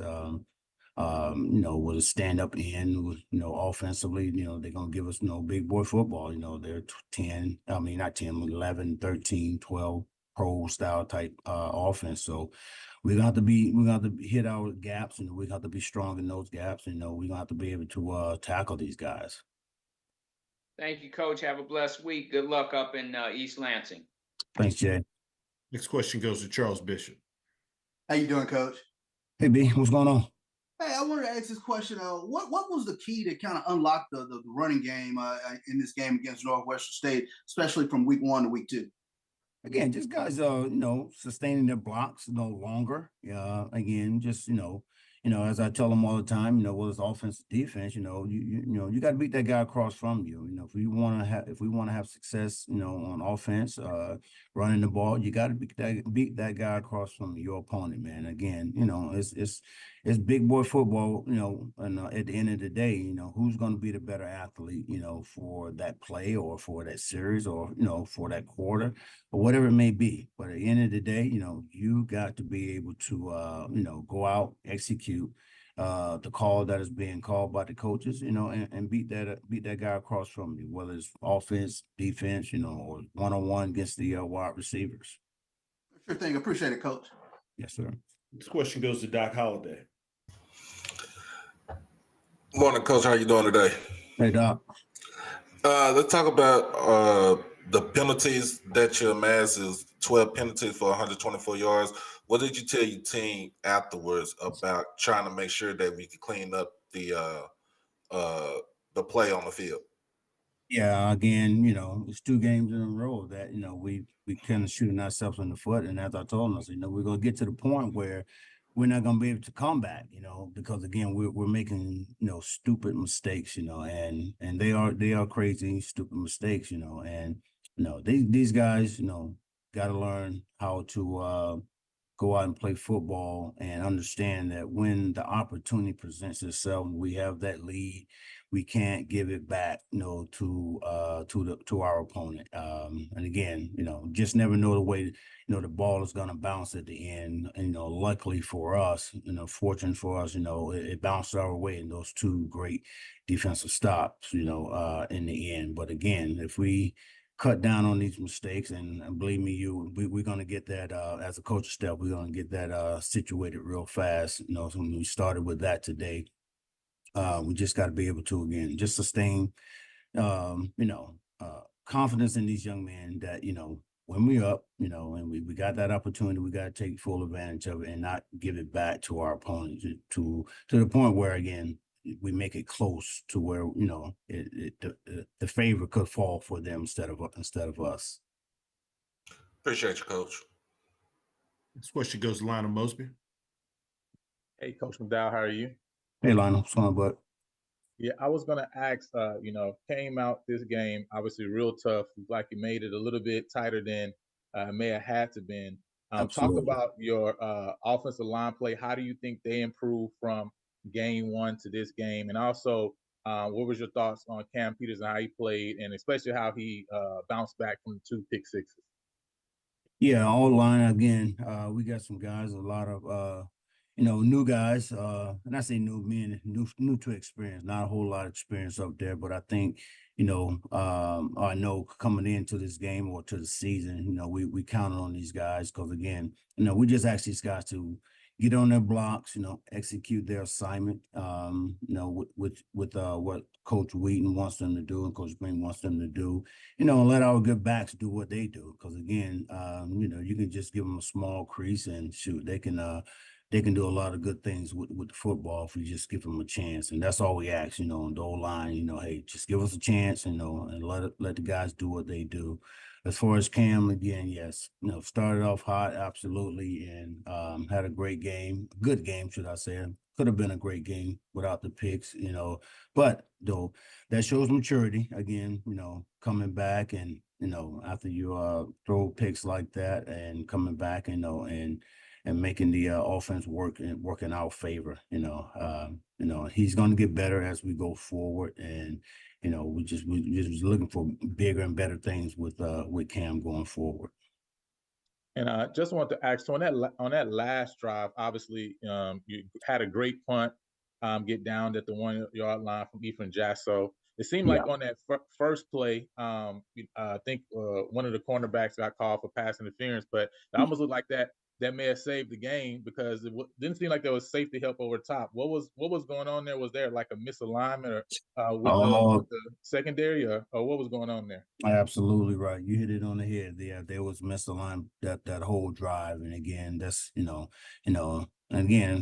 we as coaches gotta not take for granted that these young men know where to be at, for the first time. Again, that was the first time we ever been in that particular defense, kind of like a prevent defense. And, as we was telling the safeties, we should have been off the field 3 times, with interception. But of course, they wasn't in the position to get the ball because of, for whatever reason. But again, we're going to correct that, and get better going forward, because again, we don't want to be in that position, and not come up with the plays, especially when you have the opportunity to do so. Thank you so much, Coach McDowell. Thank you.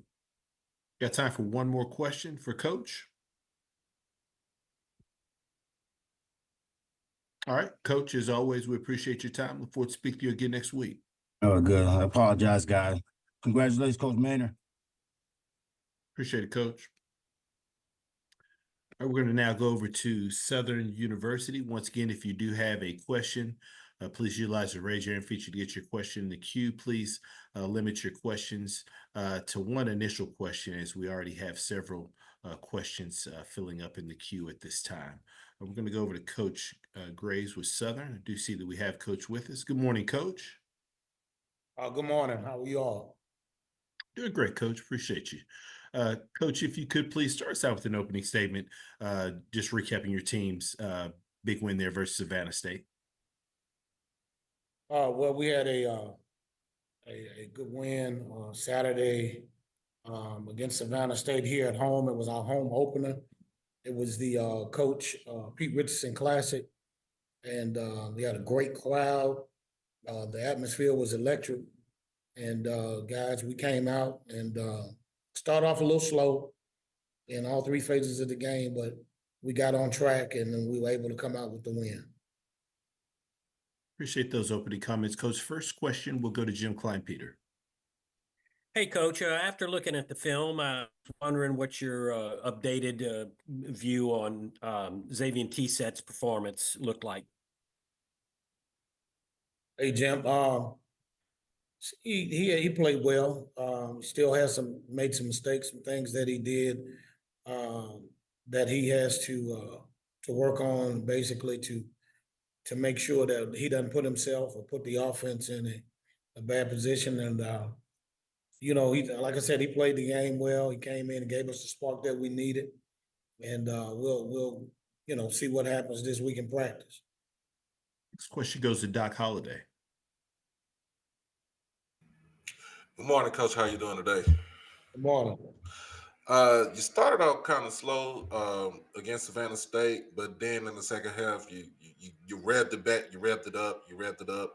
What is the things that you told your football team uh, as far as trying to start off fast and continue to put your foot on the gas uh, in order to breed success? Well, I mean, we preached it from all week long before the game to not to play down, but we had to play up. And I don't think that we did. I don't think we came out with the mindset of playing up, and that's tough sometimes when you're playing down. You really want your guys to really focus on what they have to do and not the opponent. And the guys came out, and like I said, I thought we came out real sluggish and slow in all three phases of the game at the beginning. And I was disappointed that, at 16, it was 16-7 at halftime. And, I went in and I told them, we gave a team life that, that shouldn't have been in the ball game with us at that time and point. And we're going to find out what we made of the second half. And the guys locked in and focused, and they understood that we were in a ball game. So we got things on track, and we were able to come out with the W. Next question goes to Perry Daniels. Congratulations, Coach. Thank you. Let's talk about the Boombox Classic and traveling to Jackson State. What do you expect from this Jackson State football team? Well, I don't expect anything less than their best. Coach T.C. Taylor and I go back a ways, and he does a tremendous job with their program. I know those guys are going to be fired up and ready to go. Anytime that Southern and Jackson State gets together, whether it's in horseshoes or pitching marbles, we want to win. So I know the vet will be packed. The atmosphere will be electric. And he has a fine football team, and we have a fine football team, and we just got to prepare, get ready to go in and do what we need to do to give ourselves a chance to come out victorious. Thank you, Coach. Good luck. Thank you. Next question goes to James Hill. Hey, Coach, I hope you and everybody on campus are well. When you think about the defensive side of the ball going into Jackson State, talk about Jags defense going in. Well, defense, the first two games have been playing really well. We've made some mistakes, but you can't ask for a better effort defensively. Last week, one first down. The only thing that I like to shut people out, and I was really upset that we gave up that one touchdown, and it was a big play. But outside of that, those guys played well. One touchdown held a team to 65 yards total offense, and that's how it's supposed to be when you're playing a D2 opponent. Even though they have a lot of talent, you expect it to play well and go in and do those things. And those guys really honed in and locked in to be 0 for 11 for us not giving up a third down conversion. That's huge. I mean, I can't dismiss that. So Coach Miller and the defensive staff have been doing a tremendous job of getting those guys ready to go. And it's gonna take that type of effort to beat a good Jackson State football team, because they have a really good offense. They do a good job of executing the offense, and it's going to be a challenge for us to go in and play an opponent on that level. I know that they're going to be willing to try to crack the code of our defense of what we've done the last 2 weeks. So the challenge for our defense is to take it to even get a step better. So we're looking forward to it. Next question goes to Charles Bishop. Coach Graves, really quick question. Right now, there's a tropical disturbance out in the Gulf that has the potential to be a hurricane by midweek. Spaghetti models are showing that it's going upper Texas coast through Louisiana. How much could that affect your preparation for this particular game against Jackson State?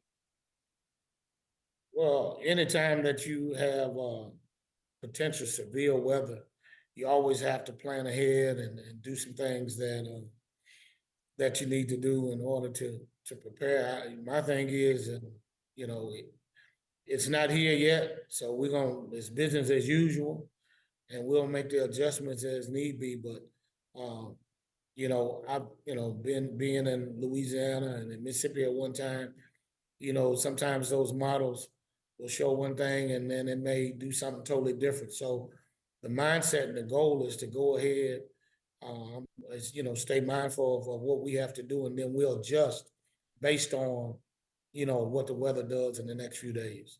Sure thing. Appreciate that, Coach. Thank you. Question goes to Perry Daniels.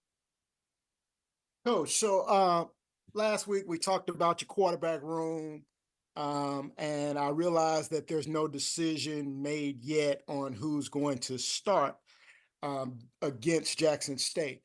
But you and your staff have been around football a very long time, and you all chose Noah Biden to be the starter. What did he display in spring training to make you all make that decision? He displayed what we asked him to do, the execution of the offense, made plays, showed leadership, the poise. So that's what it came down to. His experience at the time gave him the opportunity to lead the program. And how are you all going to get him back to that point? Well, we just have to sit him down and find out what's going on with him, and then once we find out what's going on, then we have to correct it and address it, and allow him the opportunity to fight his way out of the little slump that he's in. I mean, it's as in life, you gotta fight your way out of stuff. So we're gonna be there for him and give him every opportunity to work his way out. Thank you, sir. You're welcome. Any final questions for Coach? Final questions. Coach, as always, we appreciate your time. Look forward to speaking to you again next week. All right, thank you. Congrats to Coach Maynard again, and go Jags. Appreciate it, Coach. All right, we're maybe a minute or so ahead of schedule for Coach Dishman. We'll be back momentarily.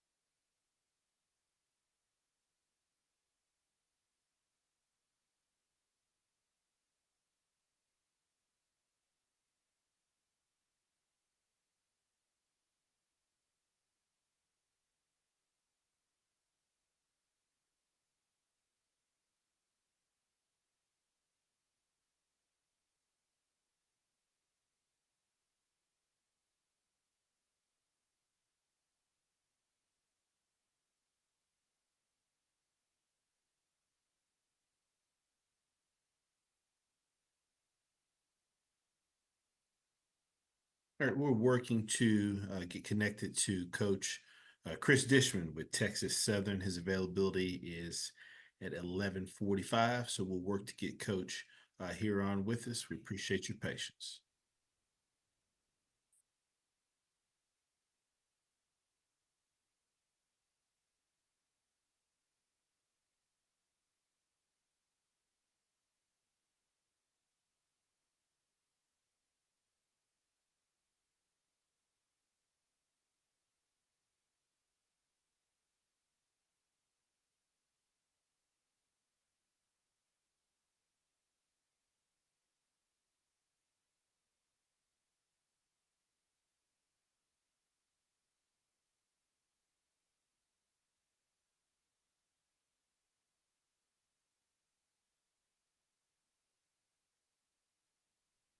Well, we got some time. We will take a minute or two here just to go over the upcoming schedule for this week of SWAC football, Saturday, September 14th.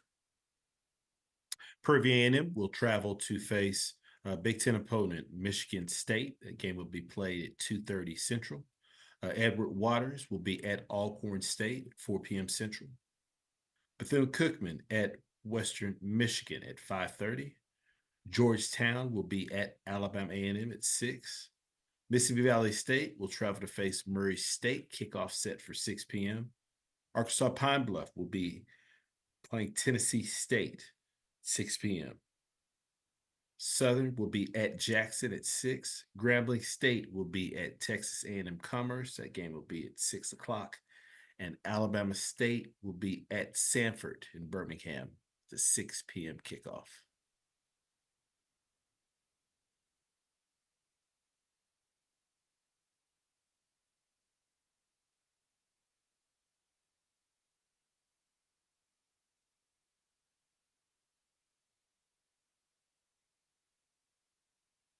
The SWAC football head coaches media sessions are archived at the SWAC Digital Network YouTube page. So for any of you wanting to access recordings of these Zoom sessions, please feel free to visit us on YouTube at the SWAC Digital Network.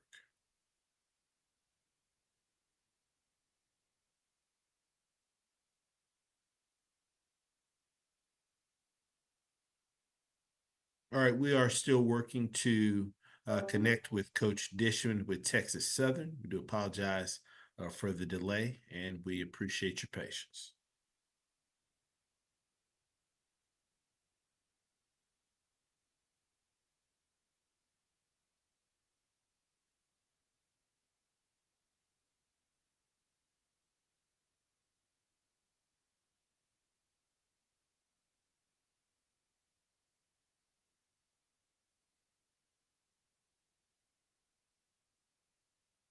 Once again, for our media participants, if you do have questions for our coaches, please utilize the raise your hand feature here on Zoom to get your question in the queue. Please leave your lines muted unless you're actively asking a question, and please wait to be acknowledged prior to asking your question to our coaches. All right, I did just receive a message that coach is attempting to log in, so we'll try to get him here on the Zoom session with us.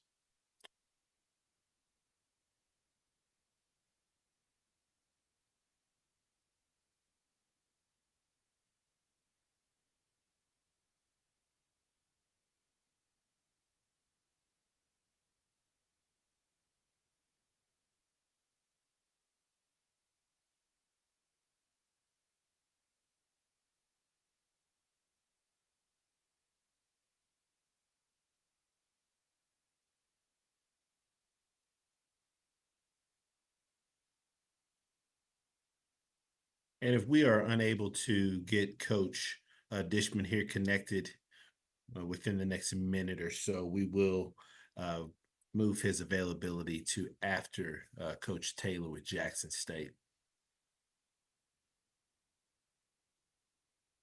All right, we're going to give him another minute or so. I do appreciate your patience.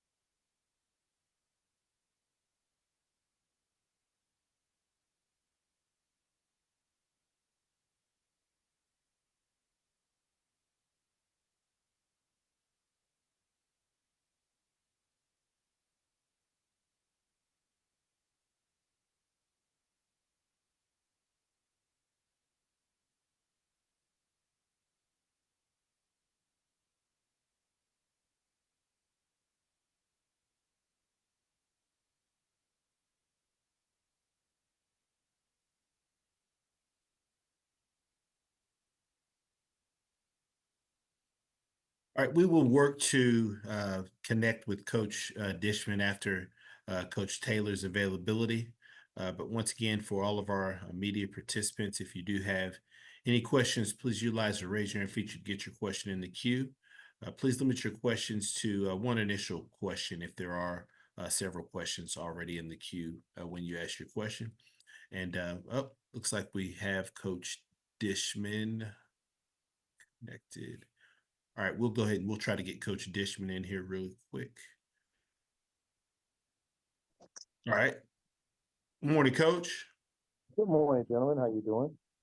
Doing great, Coach. Appreciate you taking some time to join us. Coach, could you start us out with an opening statement recapping your team's most recent outing versus Rice? Well, that outing, it was tragic as it was, as bad as it was. We still have our goals in mind. Our goals is to win the SWAC and win in Atlanta. We still have our other two goals. We accomplished one of our goals by beating our arch rival Prairie View. Then our other goal was to win the SWAC, and our third goal was to win in Atlanta. So we still have other two goals out there that's very reachable goals for us. So even though the Rice outing was not the outing on it, but it happened and we can learn from it. It's good to get your butt kicked. I told our guys, I'm so glad in the second game we got our butts kicked. So now we can go back to the drawing board and let them see when we get prepared. We have a comparison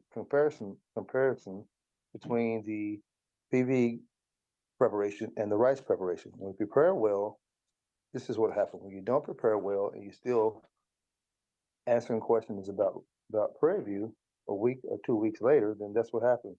So me as a coach have to learn. Instead of giving them a 24-hour rule, which is usual, 24-hour rules, you celebrate, and after that, you go on to the next one.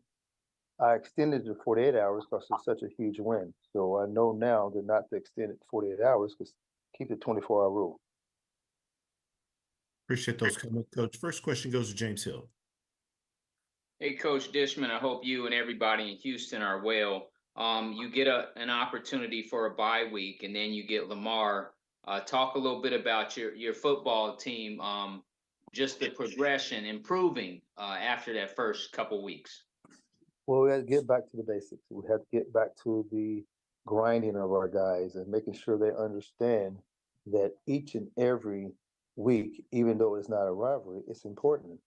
The preparation is important, how we prepare for the game, how we approach the game, and everyone has to be professional in how they handle situations. Thank you, sir. Next question goes to Charles Bishop. How you doing, Coach Dishman? Mr. Bishop. Really quick question. I wanted to ask, and I'm kind of following up on what you were saying. Do you think the team really? I guess they were drinking a little bit too much of the Prairie View Kool-Aid, and it had a carryover effect to this game. Sir, yes, I don't think I know they were, and me as a coach have to be able to settle them down and realize it's only one game. Even though everybody hyped it up to be the game of the century, it's only one game. And no matter if we beat Prairie View or lost to Prairie View, it's still one game. And we need to move on. And we have 10 other people on our schedule that's going to be hunting for us. You know, everyone picked us last in the SWAC, and I'm glad everyone picked us last in the SWAC. And I'm glad everyone not expecting much of us. But now going out and beat Prairie View, now we're on people's radar. Rice lost a big game last week. You know, they got thumped last week. So we knew, as a staff, we knew they was going to come in hungry with a chip on their shoulders. We knew it as a staff, but now we have to relay it to our players and let them know that everyone is hunting for us now. We're not hunting for other people; they hunting for us.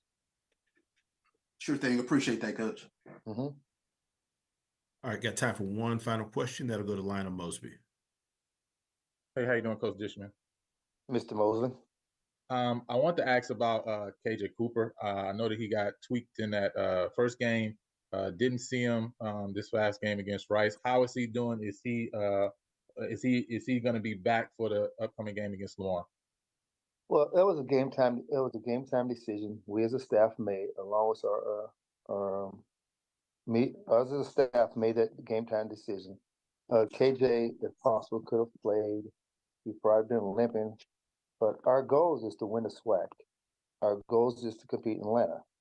Yes, I wanted to beat Rice, and yes, I thought that with another quarterback, with Jace, he had the knowledge and experience to go in there and play and beat Rice. So KJ could have started last week. As a staff, we decided to sit him for one more week for he can get completely healthy, and then go on because we have Jackson, we have Lamar, then we start our SWAC conference play. So our job is to win the SWAC, go to Atlanta and win Atlanta. That's still our two goals. Coach, we sincerely appreciate your time. Look forward to speaking to you again next week. We're on a bye week. Okay. See you next week. Yes, sir. Thank you. Bye. All right. Next, we're going to go over to Jackson State. Coach Taylor.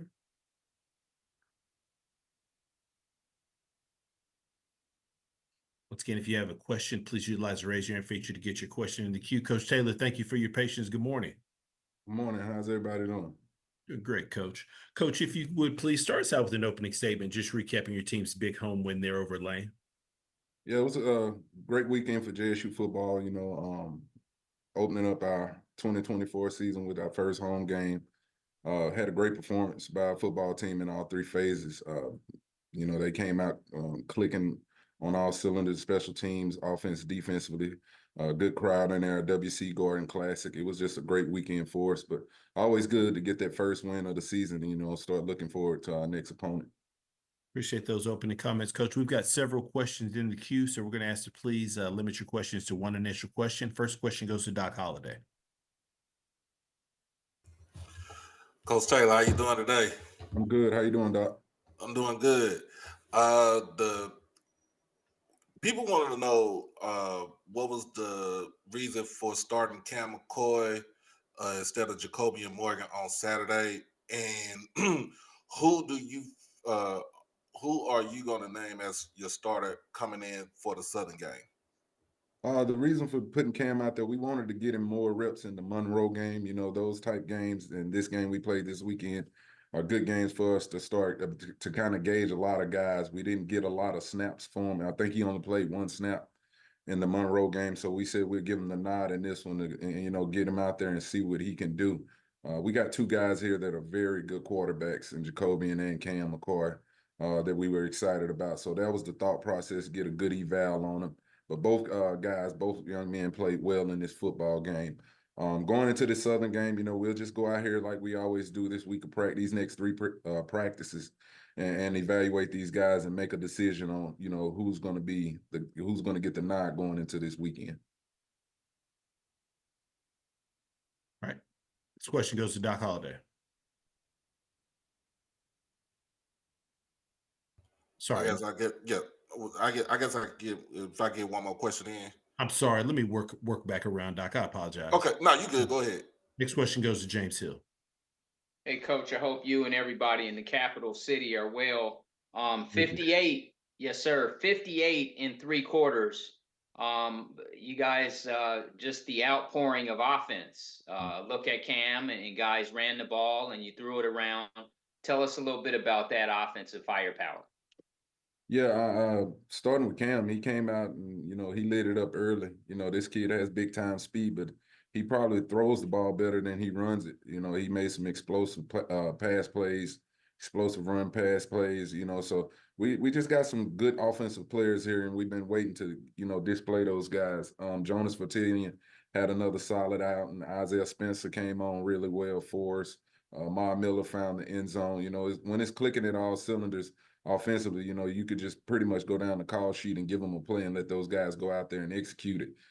Jacoby and Morgan, like we was just talking about, came in the game and he threw 2 touchdowns. So we got some guys that can really, get the ball across the end zone with speed, and they displayed that on Saturday.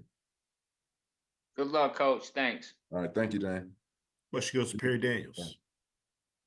Coach, the Boombox Classic. Coach Henry Miller of the Southern University Jaguars, the defense coordinator, has their defense playing really, really well. What do you expect from that Jaguar defense? They're a very aggressive unit. They're physical. They play fast, got some length and size over there for what we've been watching on tape. what I've seen so far. We'll continue to evaluate and put a plan together. But Henry is a really good defensive coordinator. He's been doing it a long time in this league. I can remember when I was at Central, he was at Prairie View State, and he was had great defenses then. So he'll have those guys ready to play, but we'll continue to evaluate them, looking at some tape, breaking film down, and, try to get together a solid plan going into this game. It's just going to be the team that, go out there and don't beat yourself, find ways to eliminate the turnovers and go out there and execute and try to, get as many points on the board as possible. But a really solid defense, like I said, physical and got great length. Thank you, Coach. No problem. Next question goes to Jim Kleinpeter. Hi, Coach. Yeah, would you expand on the quarterback battle? Is it really that close where you're having trouble deciding, or is this a case of wanting to get them both some playing time? And how do you use that going forward? Yeah, just trying to get both of them some playing time. I think I'm a big believer going through a season. You gotta be, as a head coach, have two guys ready to play. Both guys are really good quarterbacks. You saw that this past weekend. Jacobian had a really good game, even against Monroe. But both are really good. But we're going to need both going down the stretch. Barn, you never know in this game with injuries and everything. So we want to have two guys ready to play at all time. And it's up to us as coaches to evaluate it and get the one out there that's going to help us win football games going forward. Can you talk a little bit about their differences, their similarities and their differences? Yeah, I mean. Well, if you look at Cam McCoy, he's just a young, great athlete that can throw the football. He's still a sophomore on the field.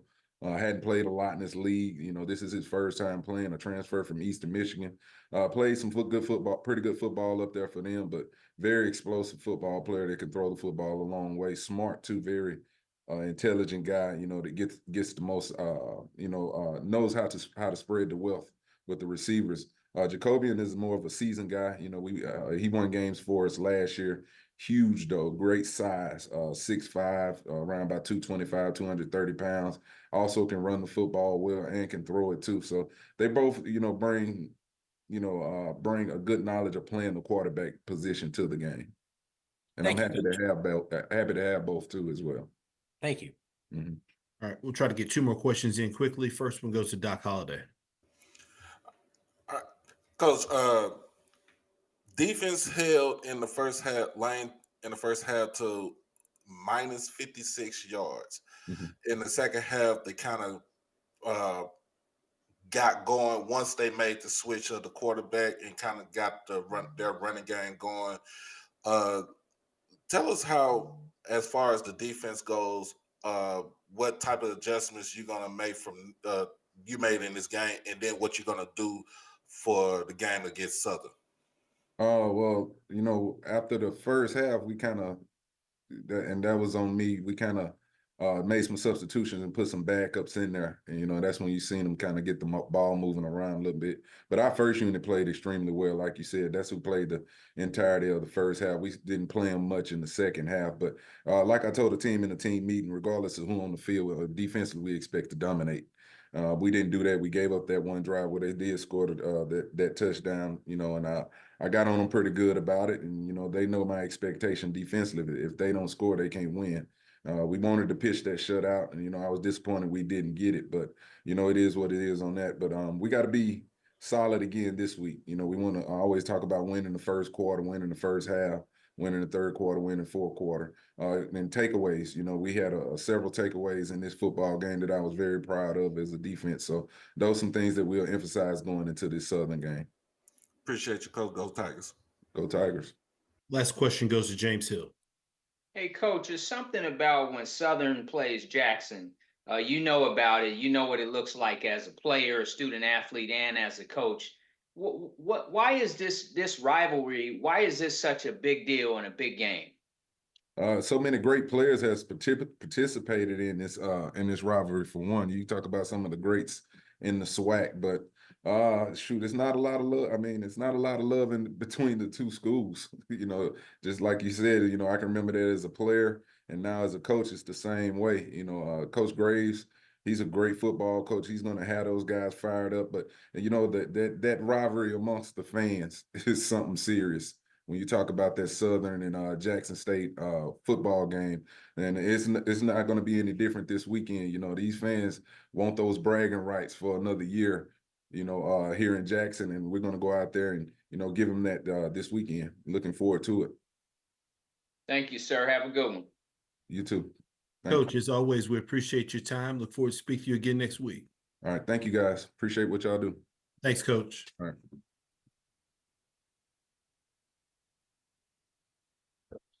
This concludes our SWAC football head coaches media session for Monday, September 9th. This audio and video archive is available at the SWAC Digital Network. Thank you for joining us. Have a great day.